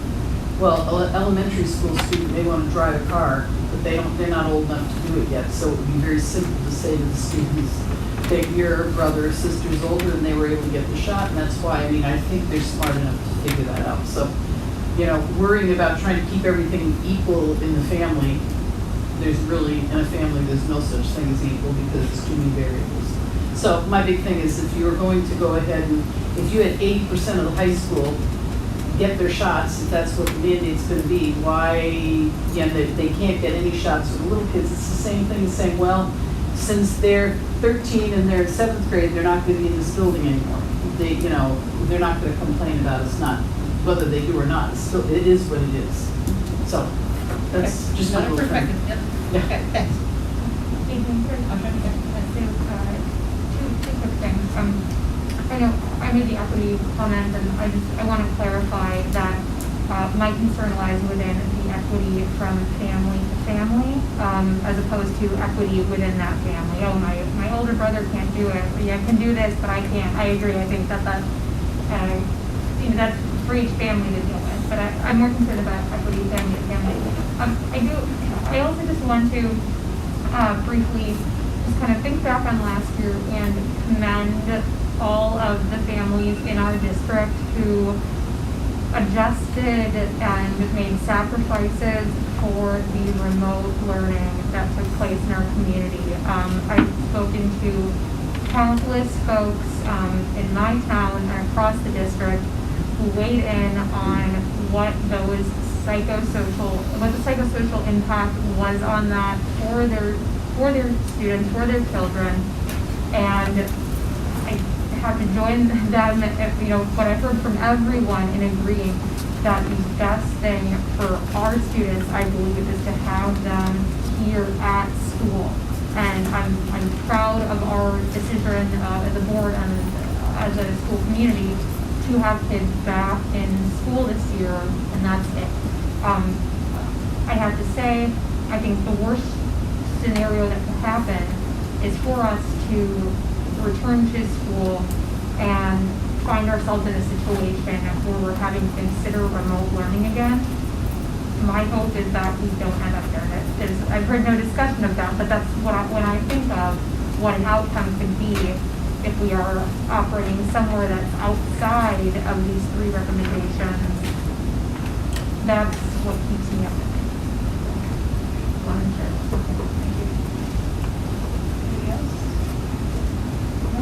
What about, have you considered, what about students who don't want to come because of masks? Is that not an option? I don't want to be there. My son's not going to wear a mask in school and go through what they went through last year. So we're going to meet their needs. Last year, Bruce, remote learning was an option for that. That is no longer a legal option for us.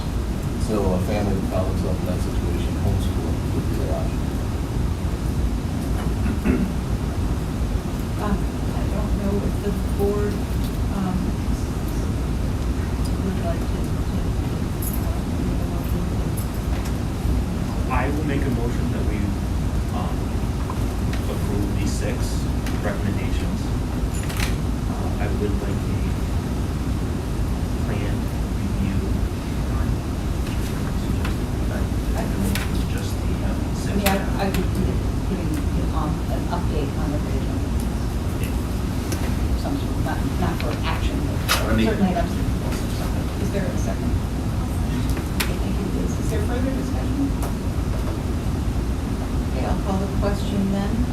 We are voting on adopting the 6 recommendations for the superintendent on our reopening plans. All in favor, please say aye. Aye. Aye. Okay. Raise your hand. No? Bruce, thank you. That's everybody. No abstentions. We will open school with the 6 recommendations. We'll revisit it at every meeting and take new information. We are on the outside display proposal. I don't know if anybody is specifically speaking to that. Matt is not here. And I know he wanted to speak to it.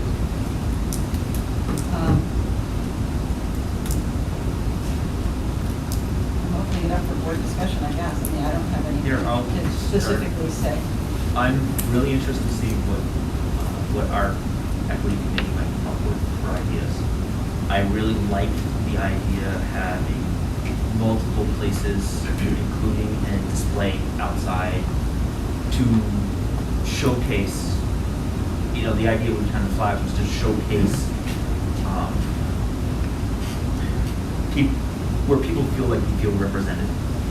I've always wanted to put a flagpole on every single one of those pillars out there and get anybody from all the countries that we represent. It's something that will What I do disagree with in the plan that Art put forward is I don't think it should replace our flag policy. I'm hoping that with more opportunities to place these items, students may ask for other places to put them other than the flag, but I don't think it should replace our flag, what we have in place for our flag policy. If that makes any sense. It does. I mean, I struggle with the fact that we took almost, 6 to 8 months or longer to develop that policy and had lots of, had input and then took up after the third try, I guess that was the third try, to conform to the policy from an applicant. I don't see honestly how we could possibly just say, sorry, the policy doesn't hold, we're just going back. I think that would send such a terrible message. And it would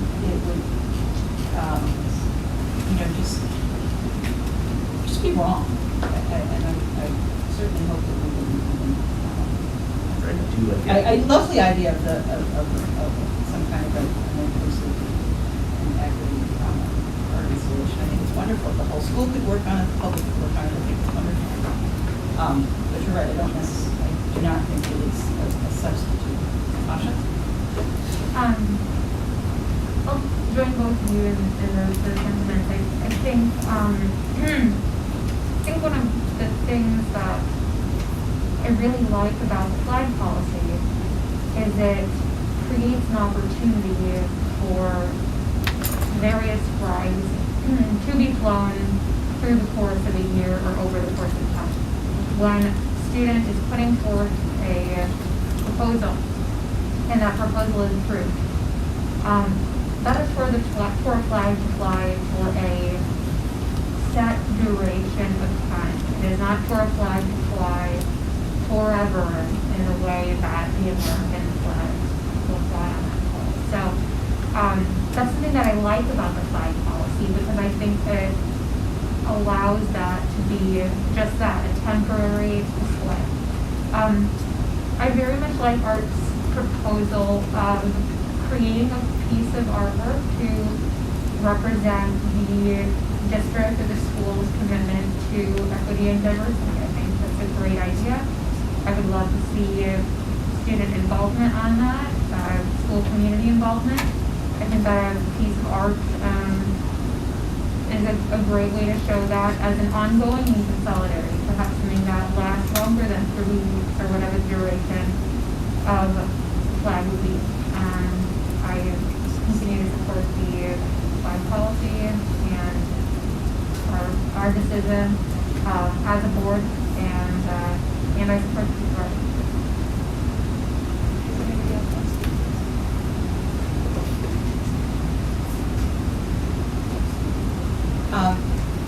I guess this was only warned as a discussion. I would like to continue the discussion, perhaps at the next meeting, and ongoing, and trying to come up with some kind of a process that we can, involve as many people as possible in that. And after the start of school, that will be easier with our teachers and different school personnel in the building. I think if you're not willing to compromise on the flag, a continued discussion is sort of a waste of time. Well, The flag will be there, and be prepared if the community suggests a lot of other flags that are going to have to be voted on, and if they meet the same qualifications, then we will have to approve them as a board. That's correct. I think you're right. I mean, I think that was part of the conversation that you weren't on the board yet when we did the flag policy, and that was absolutely part of the conversation. This, if you write a policy, you stick to it. I mean, if it proves to need tweaking. It will prove to be. Is what you just said. If it proves to be, it will prove to be a viable flag. I'm sure there will be other flags that will fly. I agree. Yes, I have no doubt that is the case. Yes, sir? A couple things here. First of all, you're saying that for a short period of time, tell the people in Essex that okay, when it was a 3-month deal, and they just upped it for, I don't know how long. Okay, so 3 months can be extended. So you can't say it's for 3 months. It's for 3 months, then you're gonna decide again, and if people on this board decide to do it for longer, it can be longer. Okay, that's number one. Number two, I'm no genius here. This should have been something that you considered as a board.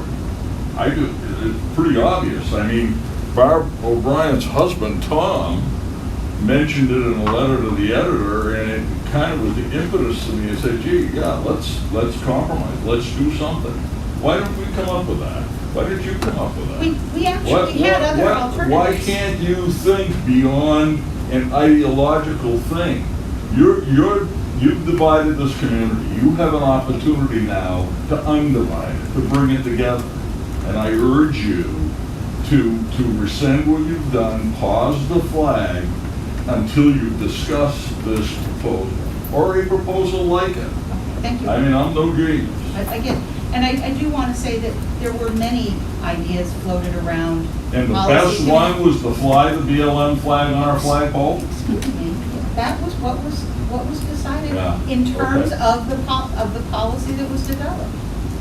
We worked Yeah, on but that you policy. didn't have to in go public- by the policy. You could have had a ground mounted thing, somebody could have come up with it, could have a bulletin board up here with all the diversity inclusion stuff. You could have signs throughout the school promoting those types of things, but you did none of it. You did one sole thing, and you didn't do a risk assessment, no matter what your lawyer says. Okay, you did not. Thank you. All right? Barbara Bryan had a hand up. Thank you. About a year ago, I sent a letter to Mr. Young and to the former board of the chair. Chair board? Board of the chair. Chair of the board. Whatever. Can't. Suggesting possibly putting some flags inside the building.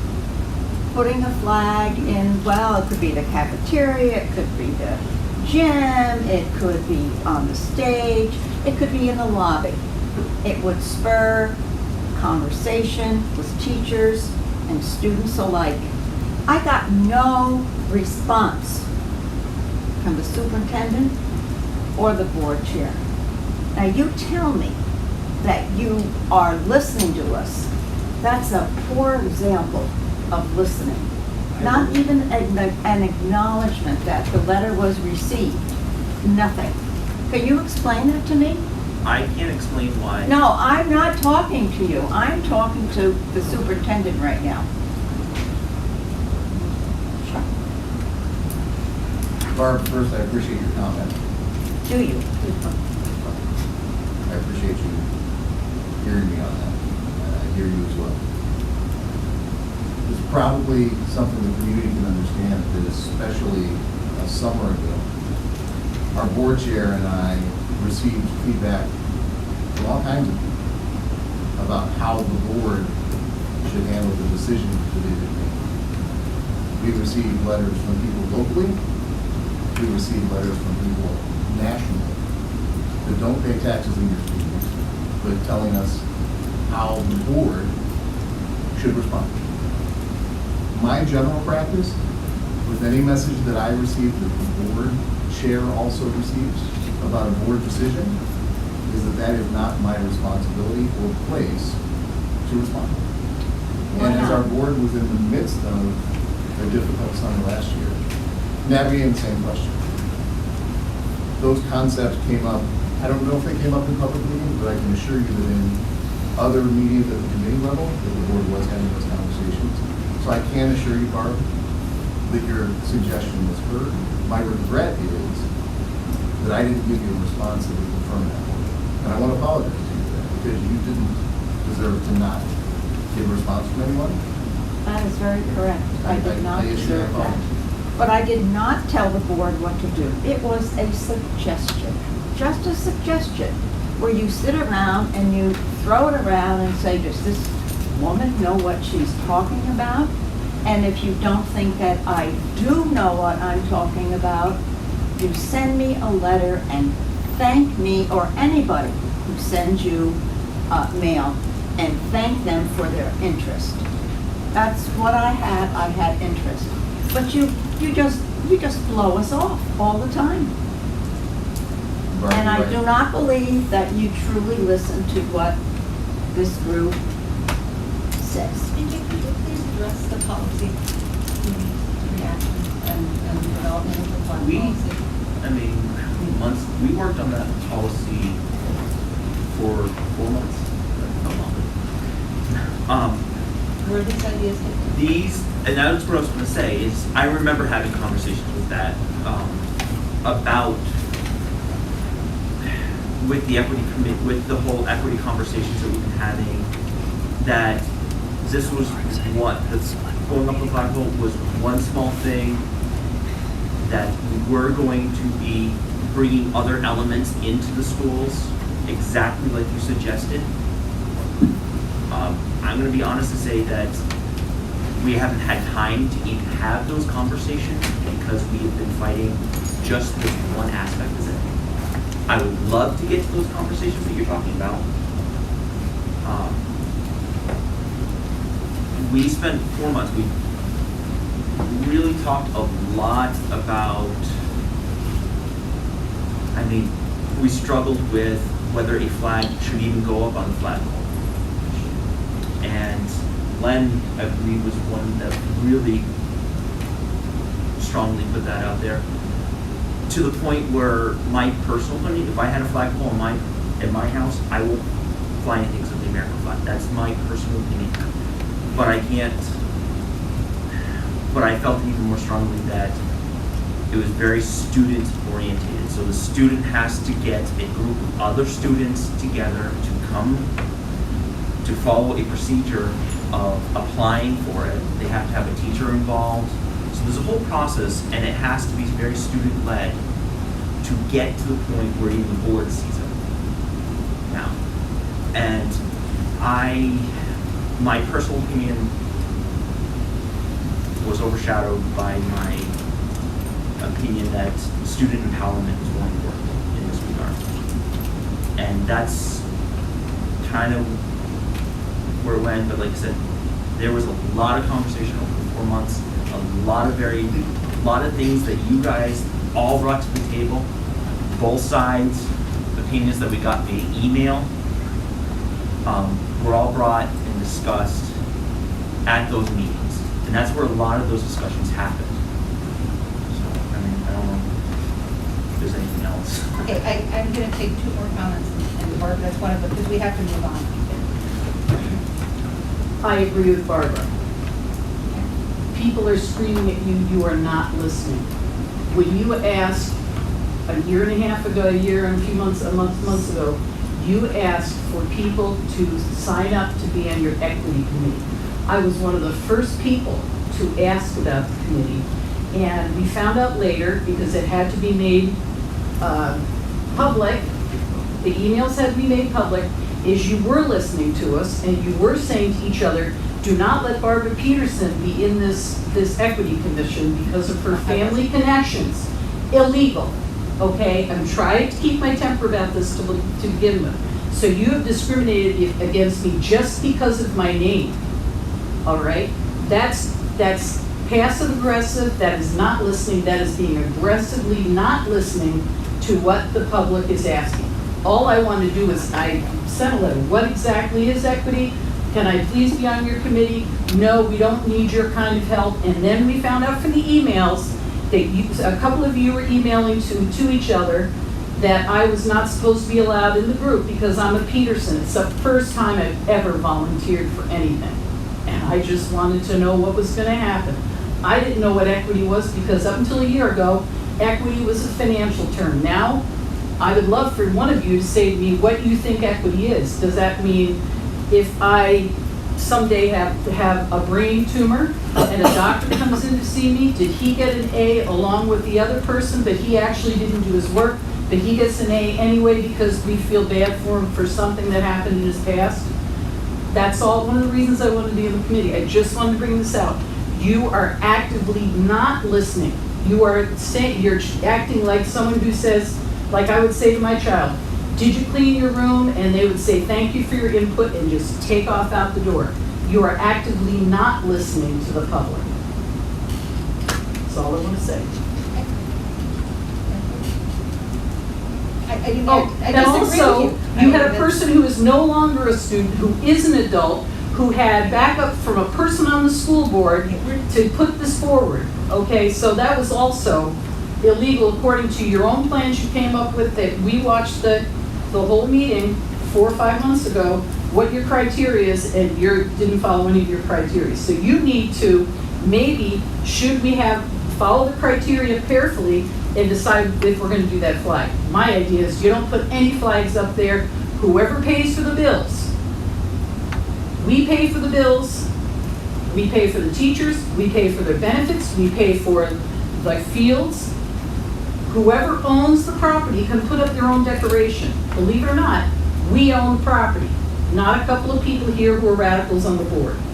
Okay, so when BLM, and we discussed this last time, when BLM pays for the teachers and the teachers' salaries and the building and the retirement, then BLM can put their sign up in front of the school. We have been forced to send our grandchildren to Catholic school. They can put their Catholic flag up in front of the school because they are paying for the bills. But while we are paying for the bills, we should have the American flag and the state flag because our taxes are what are paying for the school. So whatever your criteria is, it's totally invalid because you're putting political messages up that have nothing to do with are supposed to be United States flag and the state flag. I thought it was a good idea, go ahead and put your posters up around, but I can see what's happening here. You're gonna put the flag up anyway, and then you're gonna put the posters on top of it. So, very passive aggressive, and that's how you seem to operate. I'd love to see you do something legal once. And I don't need to be harassed anymore, and I don't need to be discriminated against because of my family. Don't laugh, because I can bring out those emails. I'm saying. I can bring up emails, very hurtful. You have said this, and okay, but you're discriminating somebody because of their family connection. You had no idea why I volunteered for that. Are you talking to me, or are you talking to the whole bunch? You told me earlier in the meeting to direct my talk to you because you're the chair. Well, see, we're not following the criteria again. You told me you need to talk to the school board chair if we're talking. Now I talk to the school board chair, and you say, why am I talking? You're very disorganized. No, I'm saying, are you directing your comments to the whole board or to me? I am directing, according to your instructions, which obviously you don't follow. I'm following, speaking to you as you asked me to. All right, I understand that. I did not understand that you meant when you said you, that you weren't talking to me directly, because I was not the chair. Okay, but you had a criteria and I tried to follow it. I respect that, that's fine, I understand. I said there could be one more comment. Yeah, I just want to say that this is a school board, and our main priority should be our students. And I am just so disheartened to hear that an issue that was already resolved, so much school board time is being wasted when we actually have serious academic issues happening in our schools that need to be addressed. So I would like to be able to move past this. The decision has been made. There's protocol in place. Let's move past it so we can actually worry about getting our kids caught up after almost a year of not being in school. I appreciate it. We have new school year updates from administration. Anybody volunteer to be first?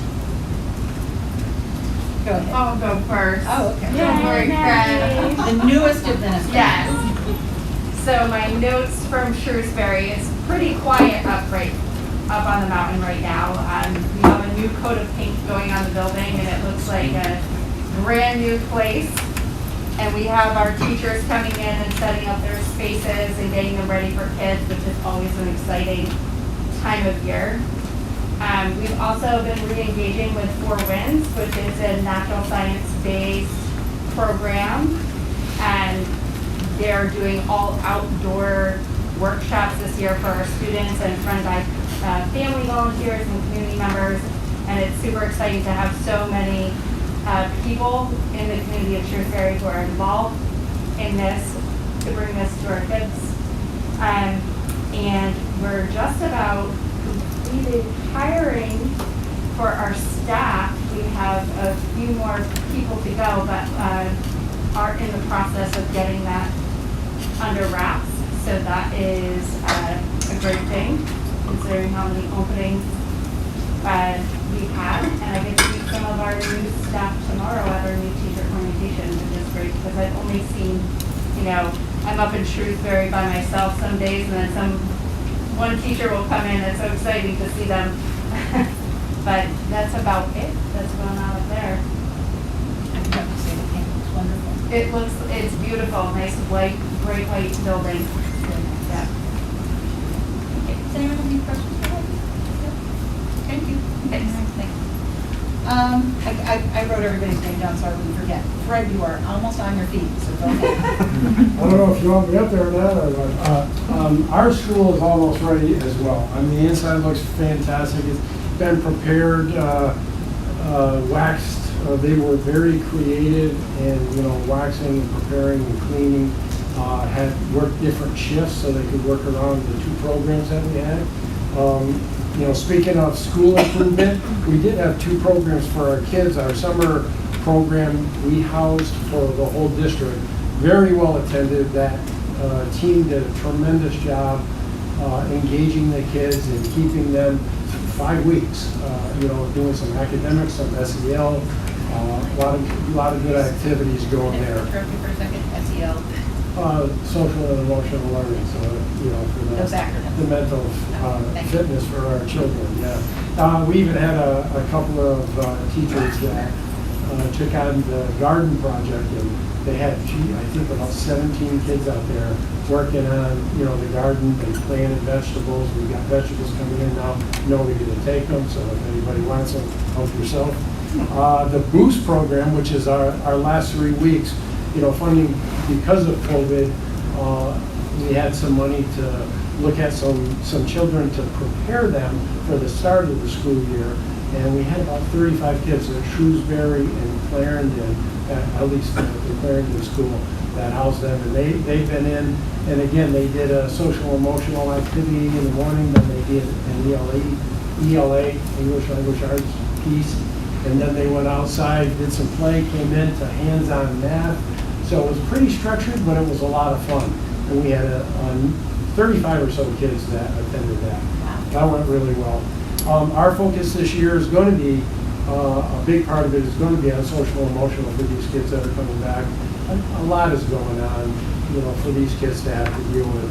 So we're creating some advisory groups of sorts with all of our staff so that each kid feels connected, has an adult that they can talk to. And again, the upper grades will probably pick the interest groups, and we'll probably assign the primary kids to that. But we're going to hope to meet a couple of times a month, you know, for like 20 or 30 minutes, just to get all the kids engaged. Building community engagement. You can see FedEx. I was alerted by one of our central office administrators that we had an opportunity. So FedEx donated to one class book bags full of supplies. So our second grade class, every child got a book bag full of supplies for the start of the school year. And the picture that you have is, you know, the kids that could attend to get their board or to get their book bag. And then thank you for that. Yeah, we can show off after that. And then we thank Joe Casella. I will give the board a complete update on our community complex soon once we're filled. But that pretty much phase 2 is done now for that community complex, and that's just a thank you letter for the Casella complex. So that's it. I'll answer any questions you might have. I was amazed that you managed to get everything done while housing all those programs. Yeah, well, again, I think, you know, the Buildings and Grounds team was created, and, you know, we had somebody working the night shift, really, you know, to be able to get in there and strip and wax and whatnot, and have that dry enough so that the next day the kids could come in. And then in the afternoon, they did the second coat or whatever. So it was almost a 24-hour thing. They got it done. It looks good. Thank you. Thank you. I guess Coral, do you have another? Yeah, sure. Just in the student services realm, we have wrapped up our extended year services offerings where we were having students come in for special ed services over the summer. Went really well, went off without a hitch, which was good. You know, the teachers that I had working did a fantastic job. There is nothing cuter though than seeing these little preschoolers march in here for like a half an hour of service wearing their backpacks, and the backpacks are like bigger than the kid. It's just hilarious. Maggie and I got to meet a little one the other day who just talked our ear off. We've never met her before, so that was just nice. So again, wrapping that up, and then at this point, just in terms of school year, it's you know, just kind of shifting staff around. Again, we're still, you know, shoring up gaps around some of the staffing issues that we've had, and those plans are starting to fall into place, and you know, it seems like every day something else falls into place. So hopefully that trend will continue from now until the actual start. But I'm happy to answer questions if there's any. We've been talking to you a lot tonight. I know, too. I feel bad for you. Thank you. Thanks, Coral. Let's see, we don't have any other elementary? Okay. Tyler? I thought I was getting snubbed there for a minute. So interesting enough, I've made comments about this before, but it's interesting for me throughout the school year, throughout the summer, to go to camp. I feel like half our student body works at camp. And Riley already left. She could account for me being there probably every day of the week. And it's always fun to see the kids. But it's funny, this time of year, when I've gone there and see our kids, like, I can't wait to get back to school. That's been different. It really has been different. They're always excited. Like, saying, I can't wait to get back to school. I don't put that very often. So that's really great. So all of our planning for this year has been targeted towards community building. And bringing our kids back into the building, bringing them back in as one, and making sure they're taken care of. With that, we have planned robust academic intervention and social emotional learning programs through our advisory and our flex programs. We are going back to our normal orientations that we've done in the past. So 7th grade orientation is next Monday. Our 9th grade and new high school student orientation is on Tuesday in the morning. Whole program set for them to come in the building, get their computers, learn the teachers, learn the building. So that's really great to be able to do that again. Last year was virtual. Didn't really have the same effect. The kids liked it, but still not the same effect. Other new things was great. Welcoming new staff. We have a couple new teachers coming in. Also our new assistant principal, Caitlin Thompson, who came to us from Maine. He moved into Vermont just about the last week of June. And she has been getting up to speed with everything with Mill River and is doing a tremendous job working with our guidance program and our guidance counselors to really beef up our college and career readiness programs. This year, Brad Rideout is a new counselor to us. He is in the process of obtaining a provisional license, so he's going to be working for us as our career readiness coordinator until that provisional license comes through.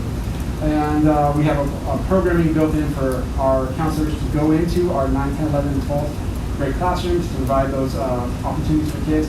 Also, our guidance our guidance calendar is full of in-school and out-of-school events in both tracks of college and career readiness events, so kids are prepared and ready to go. Athletics have started, believe it or not. So football started Monday. Everything else starts tomorrow, with the exception of middle school. Middle school sports starts on the week of 30th. And then also something that was really valuable for us last year. Every year for the semesters, we have an add drop period. That's a kind of a weird time. Typically, it's 2 weeks within the school day, or the school calendar, where kids can add and drop classes to their schedule.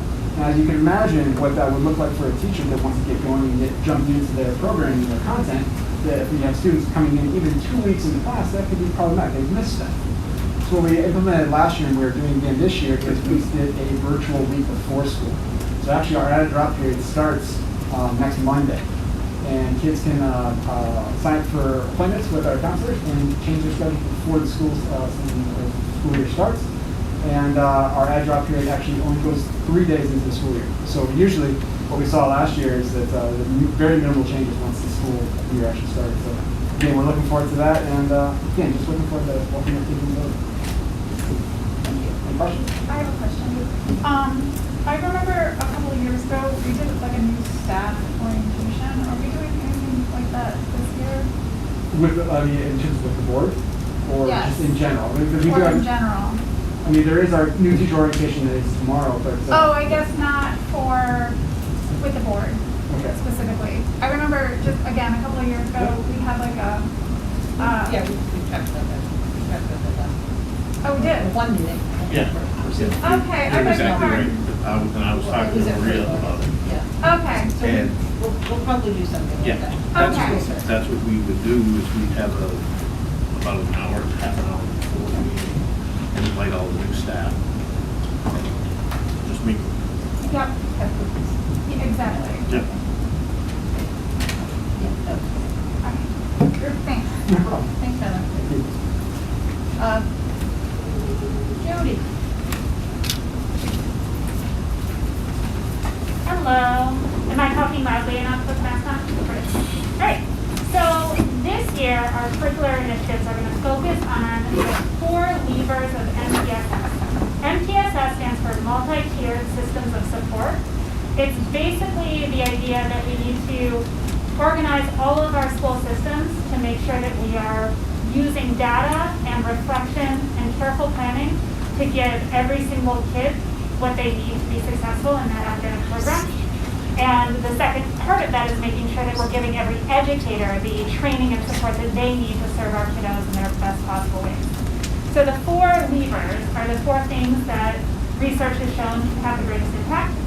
Those include educational support teams, that is when groups of educators in a school sit down and discuss a student and use all of their resources to come up with different interventions and supports that we can give to that kid to make sure that they are getting their needs met.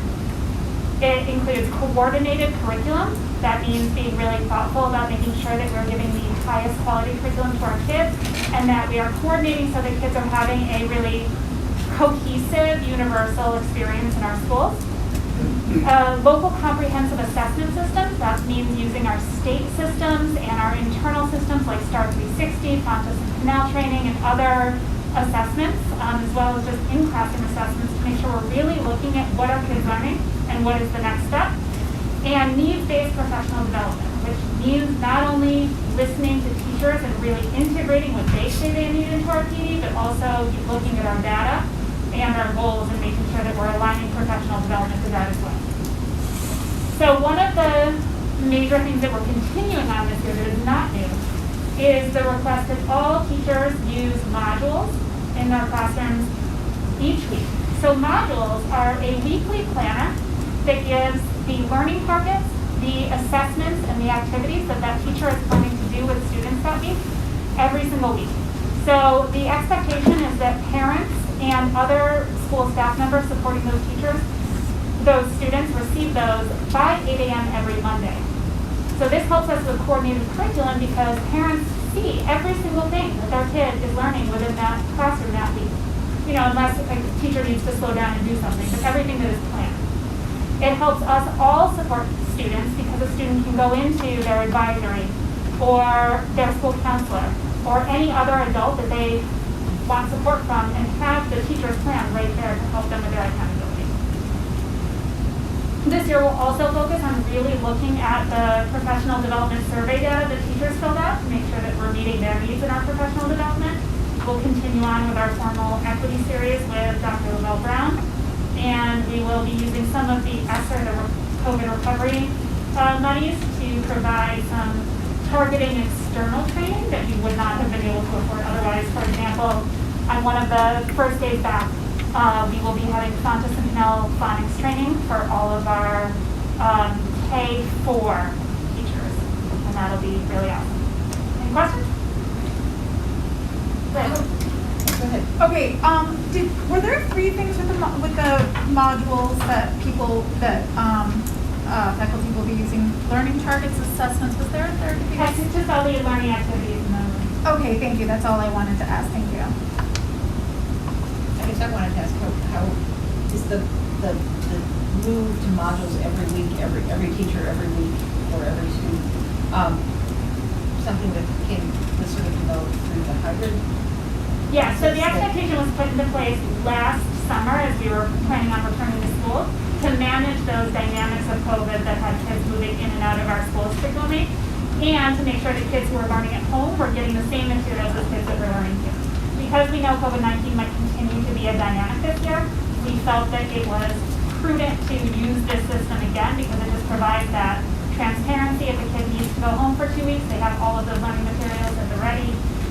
It's just best practice for where we are right now. DJ. I don't even know how to word it. The modules, I actually like the idea of helpful. Something that I want to hope we incorporated that is some personalized learning too. I know it kind of got really cookie cutter, and some of it, and I know my daughter also needed a personalized version of it, so I just wanted to make sure that's also being incorporated in those modules. We don't get into that cookie cutter things as much as we can. So the modules, what those include is what we call tier 1. So it's the activities that the teacher is planning to provide to every single kid in that classroom. But all of those extra supports fall under what we call tier 2. It's the natural things that teachers are doing in their classrooms because they are experts. So they see student A needs a little bit extra help with that reading assignment. They might come over with a highlighter or graphic organizer or do a read aloud with them. They might see student C has already finished that and the 3 other activities that the teacher had planned for that day, and so has something on the backup to provide that student. Okay, cool. I'm pretty happy that we're doing this. Are we going to provide any of that information to people that, for whatever reason, decide to hold their kids out of school? So these are for any period of time. Modules are for students who are registered for that class. And so it would be for any student who's registered for those classes. So if you mean like homeschool students would not be provided with the modules because they're registered for homeschool. If a student was absent because they were, say, exposed to COVID-19, we would absolutely provide the modules. Under our current regulations, the student would still be marked absent, but can still access all those learning materials. Because we only have 40 weeks each year with kids. And so every single week counts when we talk about years worth of work. So if we had a parent in the system that for whatever reason didn't feel comfortable sending their child to school, wanted them to be enrolled in our school because they might want to come back at some point during the school year, are we? Not currently an option. Okay, that was my question. Not an option. All right, thank you. Okay. Kim, I didn't know you were all the way back there, and I'm so sorry I didn't call on you first with baby at home. That's okay. I know, but nonetheless, I apologize. Well, Yeah, you reminded me. So I just wanted to give the board an update on where we're at with athletics. Tyler mentioned that we started on Monday. We have 40 football players participating in the high school level right now. We are engaged in a member-to-member with MSJ, so we have 5 students from MSJ that are playing with our football team this year. We have 20 girls registered for high school soccer.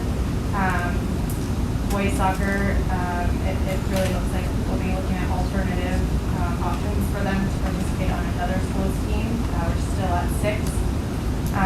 Cross country, we're at 13 for 7 through 12, middle school and high school. Cheerleading, we're at 8. And golf, we have 2. Our elementary soccer program, we're in the process of hiring a coach for that, which they'll start on the second week of school. And we have about 36 students registered for that. Some are first and third graders and fourth graders that are going to register, but we're trying to look at clinics and camps for the weekends that they can attend and still be involved, where that's primarily for 5th and 6th graders. Our middle school soccer numbers are at 23, that's boys and girls combined. And we are giving those 6th graders the option if they would like to play on our middle school team, so then we can have subs for our 2 essential teams. So right now we're at 12 and 12 for boys and girls. That gives them 1 sub.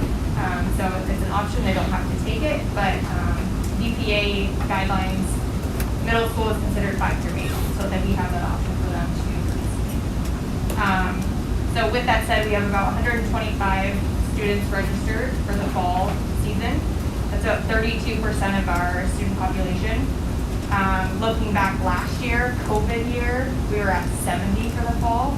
And if we go back to 2019, we had 157 registered for the fall.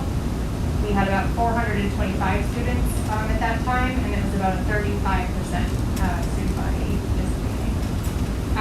I can tell you from being here for the last 3 days and watching football practice, the students are so excited to be outside and back to some kind of movement. With their peers, no masks on, doing and participating in a sport that they like. Everybody else, like Tyler mentioned, starts tomorrow. Some start next week, just due to some scheduling. But everybody's really excited. The new coaches we've hired are really excited. We're working with those new varsity coaches that have been hired to establish that youth program and kind of get that up and running. It's definitely going to be a work in progress. We're working on that with soccer now. Cheer is the next one. And then we'll look into winter and all of those components that will come together for that. And we don't even know, like Dave mentioned, what it's going to look like for winter sports as of now. So our focus right now is fall. And like Dave said, nobody's wearing masks outside. Fans are welcome. And we're excited to be back. So I'm open for any questions if you have any. Lynn was wondering if you wanted, since you're I up don't and want to put you on the voting. spot. Well, no, Did if you you want wanted to- to explain the. Oh, sure. Talk about the matrix. Rather than have us address it in personnel Yeah, I can after do that. that stuff. Yeah, sure.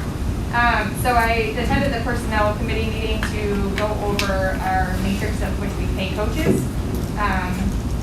There's 6 levels to that. Level 1 is varsity football and varsity basketball are under, and it goes down from that to assistant coaches. Can I just borrow? Yeah.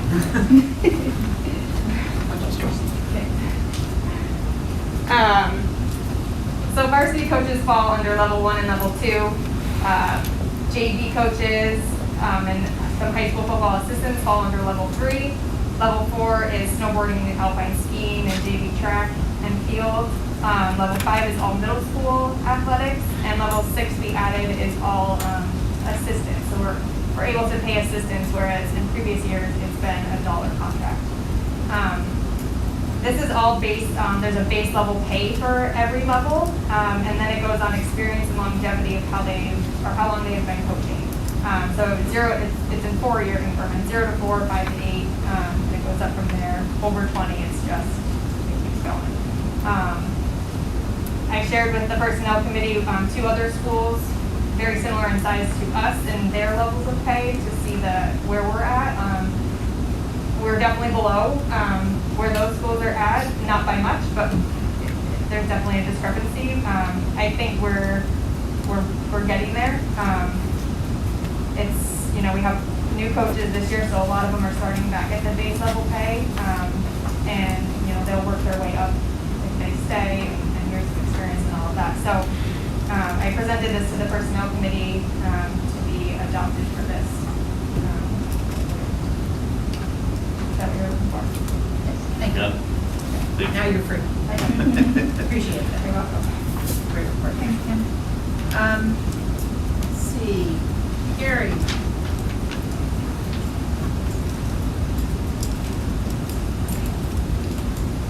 Well, weeds and grass aside, we are looking pretty good inside the buildings in preparation for the opening of the school. I don't see any red flags at the moment that would say we've got a problem with other buildings or buildings. Just touching briefly on a couple of major issues. Our transportation and routes have been developed and published. They're on our website at this point in time for reviewing. We do, at this point in time anyway, have enough drivers to cover our routes this year. But it does mean that we're pulling our resource officer to act as a bus driver, and we're also still pulling custodians to act as bus drivers. So we're further depleting the ability of the staff to address other issues. Our new buses, we talked about before, are delayed because of COVID supply chain issues, but right now they're projecting around Thanksgiving for those to arrive for us. So they should be here soon. TES Plymouth Elementary School roofing project, the shingles finally did arrive, and they've been working weekends and long hours, and basically the asphalt shingle work is completed. The only work that's left on that project is associated with the repair of the slate. We will or will not be done by the time school starts, depending on weather conditions. So if weather cooperates, we'll be done by the time the students arrive. If it doesn't, we'll figure out how we're going to address that when the time comes. We'll call the plan for that. We did basically issue a request for proposals associated with the renovation work at the old district office where the foundation program moved into that space. Those proposals for design build contractors were due today. We got 2 proposals. I frankly have not had a chance to even pull them off the proposals yet, but we will look at those and then we'll make a recommendation on which group we should proceed with from there. Up Shrewsbury, we actually had an opportunity this year to do a lot of painting on the exterior of the building. I really wanted to do for a number of years. We rented a lift and were able to paint the very high peaks and the bell tower on that building. That lift, we're actually moving tomorrow, now that we've got the high work done in Shrewsbury, we're moving it down to Walnut to try to hit some of the very difficult spots on that building while we have the lift in our hands. We won't have that for another week.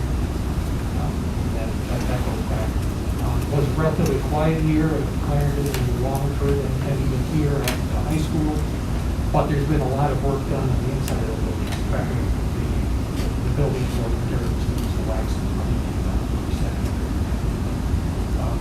that's really the extent of my report tonight. I'd be happy to answer any questions that you might have. Lovely, thank you. It looks nice, doesn't it? That looks wonderful. Does anyone have any questions for me? That just makes me think, are we gonna rotate buildings this year? Yeah, we'll talk about it. Okay. All right, thank you.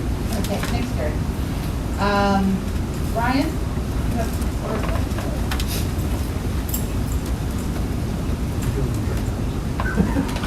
Good evening, board. Good evening, public. I hope everybody's doing well. I hope what you've heard tonight is that a lot of work is being done even over the summer, but I do also want it to be heard that there's a lot of work to do. Getting out of, we thought we were getting out of the pandemic, but it's lingering on. Where our students are right now is challenging. And there's definitely a lot of work that we have been preparing for, work we've been doing over the summer. I'm glad Fred mentioned some of the programs that we were running this summer. We have dedicated administrators at the building level and teachers who showed up to do that work this summer when a lot of places struggled to find teachers to work with students. So that's phenomenal things that are being done, I think, important things. I'm not perfect. My work's not perfect.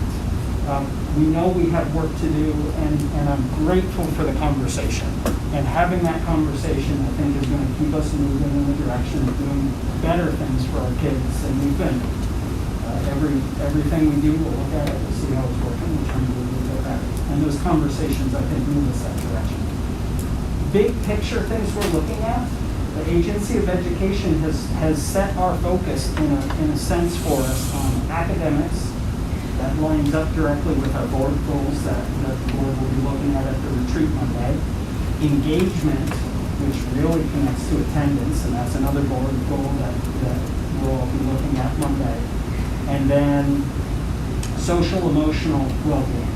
And that's something I think you heard from some of our folks already tonight that we're planning for that. We've been doing work with that in our summer programs, and we'll be looking at how we can address that this coming year, knowing that we have some challenges ahead of us. In the health services realm, you approved a hire at the last meeting who I think is going to be phenomenal, is going to pick up great work that our health office has been doing, and will run with that great work.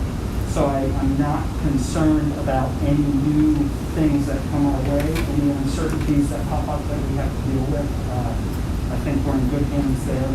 She's actually been engaged a lot this week in some state level work and being connected and ongoing conversations, sorting through what things would look like. In the technology realm, I'm excited. I don't have a bid to bring to you. Out of all the computers we've ordered, I'm only waiting for 14, which is incredible. So our IT guys have been working incredibly hard to get everything ready to go for the beginning of the year. I'm probably forgetting a bunch of other things too. What questions do you have for me?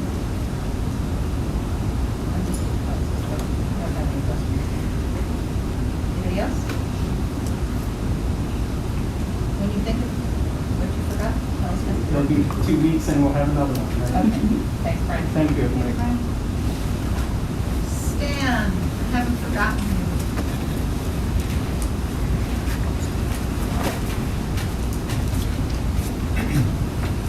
This is going to take long. Just what you want to talk about now is numbers, right?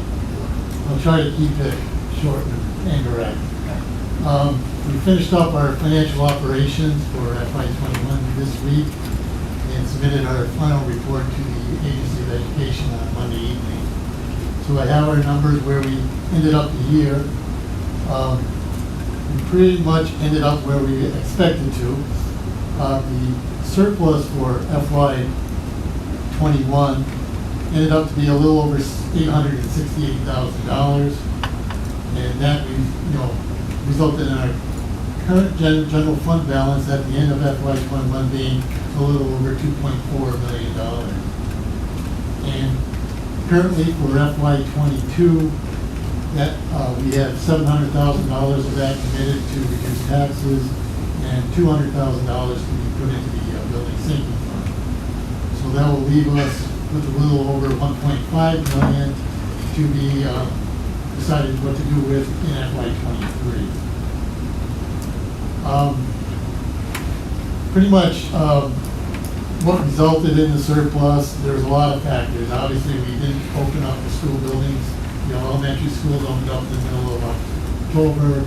High school was November. I mean, that contributed to expenses being down, and also with the climate back at the beginning of the school year, where the education fund was, they were estimating it to be at a significant deficit, and they were encouraging school districts to control their spending at that time. Our revenues for last year were down around almost $700,000. About $220,000 of that can be attributed to tuition revenue. From what we budgeted for FY21, we were down 12 students at the high school and 3 students at the elementary school. The other big drop in revenue was with special education. We were down almost $450,000 in revenue for special ed. But the good news with that coincides with special ed expenditures. We get basically 56 cents for every dollar we spend in special ed. So our special ed expenditures were down about $530,000. So that netted out to obviously a positive. Other items on the expenditure side, there was really no specific areas. The budgets were down all across departments. There were, I believe, off the top of my head, 5 new positions that we never did fill in the FY21 budget. The 3 guidance counselors, I believe there was a support staff person at the high school, and also the pre-K administrator for the district. Those positions were not filled in that part 21. The other program that kind of lives out there by itself is our school lunch program. This past year, all meals were free for the students, and that actually worked out to our program's benefit on the financial side. We had actually ended up getting more money per meal from the federal government than we do for charging our students meals. I mean, our price for students, I think last year would have been, $2.95. From the federal government, we were getting $4.17 per meal. Meals were obviously down because of, the buildings and remote learning. But we ended up with a surplus in the lunch program of a little over $45,000. And combine that with the surplus we ended in the previous year, we've got $108,000 in our lunch program to start looking at the equipment or pictures within those programs at all our schools. And I said I would keep it short, and that's it. If you have any questions, I can answer them. If not, I'll see you at the finance meeting on Monday. Yeah, one quick question. Sped spending and revenue were down because we didn't have kids in Right, the process. right, staffing issues. Okay. It wasn't big. We also had a number of expenses that we could not bill Medicaid for this year in terms of the delivery of remote services and things like it. There are so many factors we could name off, but there were just a lot of Hopefully it's a reasons we could not one-year bill. glitch. Well, yeah. Is anything else?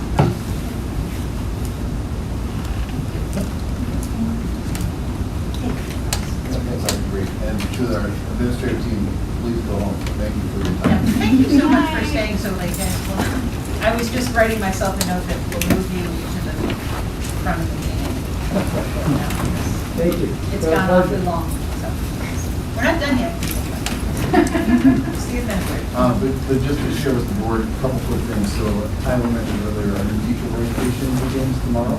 So tomorrow and Friday, we'll have our new teachers actually here in this space on Thursday, and then Friday we'll have it in whatever their home school location is, working with their principals. Next week, super exciting day number one is Thursday. That's when all faculty and staff are back for our opening day in services where we gather everybody together and do the normal start up of the year stuff. We haven't been able to do that in a couple of years, so that'll be fun. We have a retirement luncheon planned midday for our folks who have retired the last 2 years because most of those retiring groups, kind of missed out on the typical end of the year festivities. Great. And then we get back together as well in the afternoon. For board members, I'll send you that schedule for that Thursday.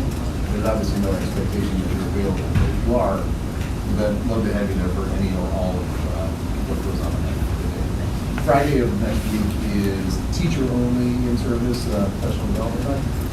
The Monday of the next week and Tuesday of the week after that, they are in buildings. So Thursday, Friday is district level stuff.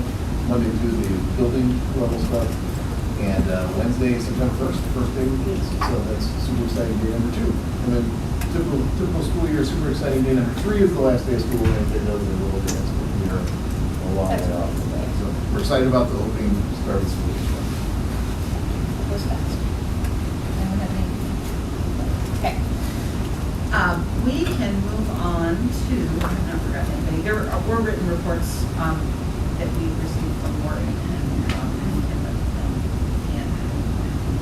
Karen. Oh, and Karen. Thank you. That's true. Thank you. Let's see. So we will move on to committee business. And Len. Yes, we had a personnel committee meeting this evening, and so I need to request some board action. A couple of new hires. I would make a motion that we approve the contract for Liam Rogers, 1.0 full-time equivalency, general ed paraeducator at Shrewsbury Mountain School.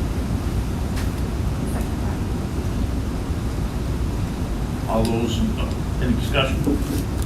All those in favor? Aye? Unanimous? Okay, thank you.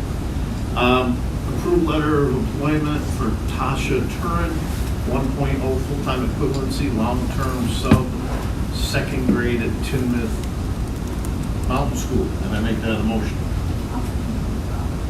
Thank you. Discussion. All those in favor? Aye, thank you.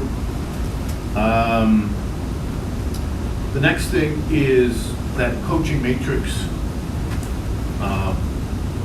that coaching stipend matrix that Kim shared with you. She said she shared that with us in personnel. The personnel committee was fine with bringing it to the board for approval. So I would make a motion that we approve the coaching stipend matrix. I'll second that. Thank you. Discussion? I know most of us were in there, actually. All those in favor? Ayes? Thank you. And then we do have some current postings, but the list is shrinking. We still need 3+ parent, special ed parent educators, bus drivers, custodians, and that's about it. The list is getting shorter. And I believe that's all I have. Thank you very much. We can go to policy. Yay. Can I just say something? Sure. I had a complaint I wanted to discuss tonight with only half of the board being here. I was wondering if someone would make a motion to table that until the next meeting.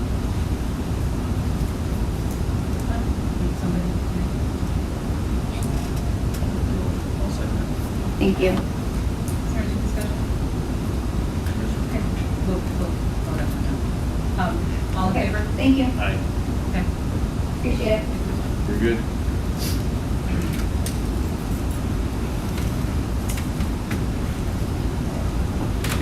Policy, yes.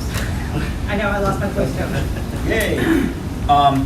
So I'm finally bringing transportation policy for first reading. This was an interesting policy. A lot of dynamics went into this.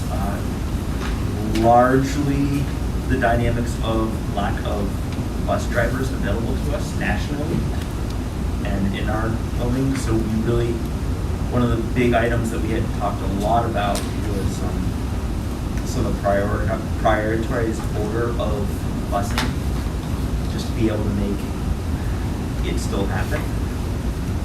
But I like what we came up with. There was a lot of discussion about it, and I will put forth, I would like to move transportation, make a motion to have transportation F9 for a first reading. Second. I'll second that. Any further discussion? All in favor? Aye. Opposed? And those? Yeah, I think everything's unanimous. Okay. Thank you. We have on our agenda for the next policy meeting and probably the one after it, because I want to take my time, is public comment. Down to one public commenter, public person. How you doing over there? Oh, there is. Okay. So we are talking about that policy, which has been brought up quite a bit. So that is on our agenda for the next year. Second Tuesday of the month, 5:30, whenever that falls. All right, I'm done. Buildings and grounds, no, he's not here, so, did he have a meeting?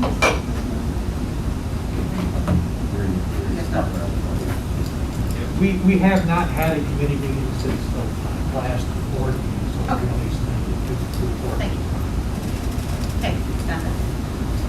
Community engagement, Maria's not here, so, actually, do you want to, you took notes at our community engagement. You want to do a quick Yes, at our community conversation? Thank you for correcting. Yes. I appreciate that. Yes, we had a handful of community members attend our community conversation this past Monday. This continues to be a virtual meeting. Folks raised discussion on masks and mask policy. And we had folks coming in from 3 of our towns, Wallingford, and if you make that 2, I want to say 2 Wallingford and a Tinman. But we had some folks calling for increased measures of masking, as well as postponing for some easement measures of masking in advance of what was discussed. Any questions? It was a lot of discussion. Okay, finance, Liz is up to you. All right, good evening, everybody. Can everybody hear me okay? Yes, okay. All right, we have the following payroll and pay orders for approval this evening. For payroll, again, this is all FY22, we have transitioned. We have payroll in the amount of $110,301.03. We have payroll in the amount of $6,206.37. We have payroll in the amount of $70,009.04. And lastly, in the amount of $6,006.19 for a total of $192,522.63. For pay orders from the general fund, we have a pay order in the amount of $244,592.68. Also from the general fund, a pay order in the amount of $11,112.67. And then lastly, from ASP, a pay order in the amount of $2,012 even, for a grand total of $257,717.35. And I move that we accept and approve this payroll and these pay orders as presented. That was the second. For a second. thing. Is there any discussion or questions for this? I'll call the question. Do we approve the orders paid as this described? Yay. Say aye. As everybody's aware, ask. And we are meeting as a committee on Monday at 4:30. Okay, good. We have now, since we do not have, we have transacted business. Does anyone have any legal business that they would like to? I have one thing quickly. Liz beat to the new teachers thing. I was going to ask about that. The other thing, looking at community engagement, a thought came to mind, and I don't know, I'm asking how that all might work, but to invite community members and the board to come here to Mill River to the cafeteria and put up those big post-it note boards that people can write on. And so, Did you see Dave's strategic plan? Did you see the memo on strategic planning? no. So just that suggestion. Came out today, yesterday. I shared it second. Oh, You good? I have to read it when I go home. Okay. Because I was going to suggest that we have food and So we'll mix it. plan that. Okay. And, after, we'll go through the goals and all that work Yeah. at the retreat, and then we're going to That move way- on to another stage. People can write Yeah, and those we things are can great. give feedback Yeah. and we'll all be there. I just think it's a good idea. That's it. Okay. Anybody else? Okay, we have agenda building for the next meeting and the retreat according to the minutes, or according to the agenda.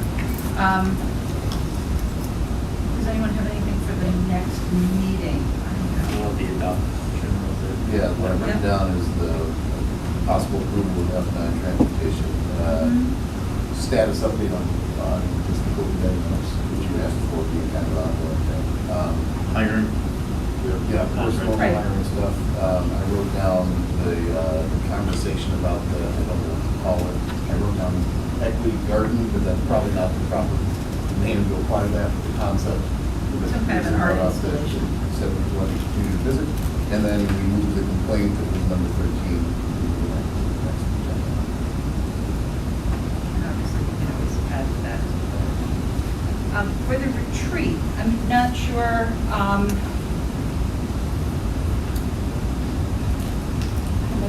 agenda we're going to put together? I guess my question for agenda, in my mind, there are two kind of components. One is obviously the goals presentation, which is prepared, and that was shared with these afternoon. And then potential strategic planning moving forward. Those are the two clear items. Do you want before that just social time? Oh, we need to write up the agenda. I wasn't sure if you were planning something else that I hadn't heard of. You do need to warn it. Okay, yes, absolutely. And how much time do you think we should put on that? Because we're talking about, I mean, sort of a maybe not necessarily at the beginning of the retreat, but maybe toward the end of the retreat or something. Because the retreat's sort of at the end. Does that sound like a reasonable idea? Or do people want to bring something to the group and we just have a,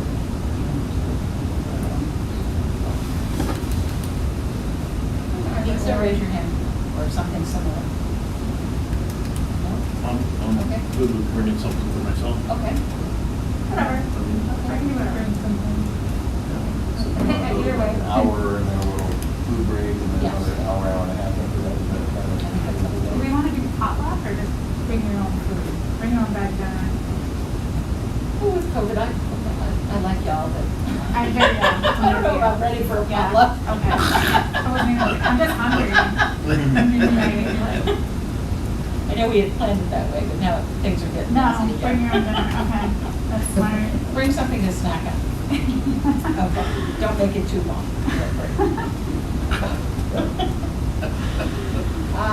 Is there anything else that anybody would like to add? Okay, we don't need an executive session, I'm assuming? Okay, I will take a motion to adjourn. So moved. Second? Okay. All in Thank you. favor? Bye. Well, thank you very much. Thank you. Thank you.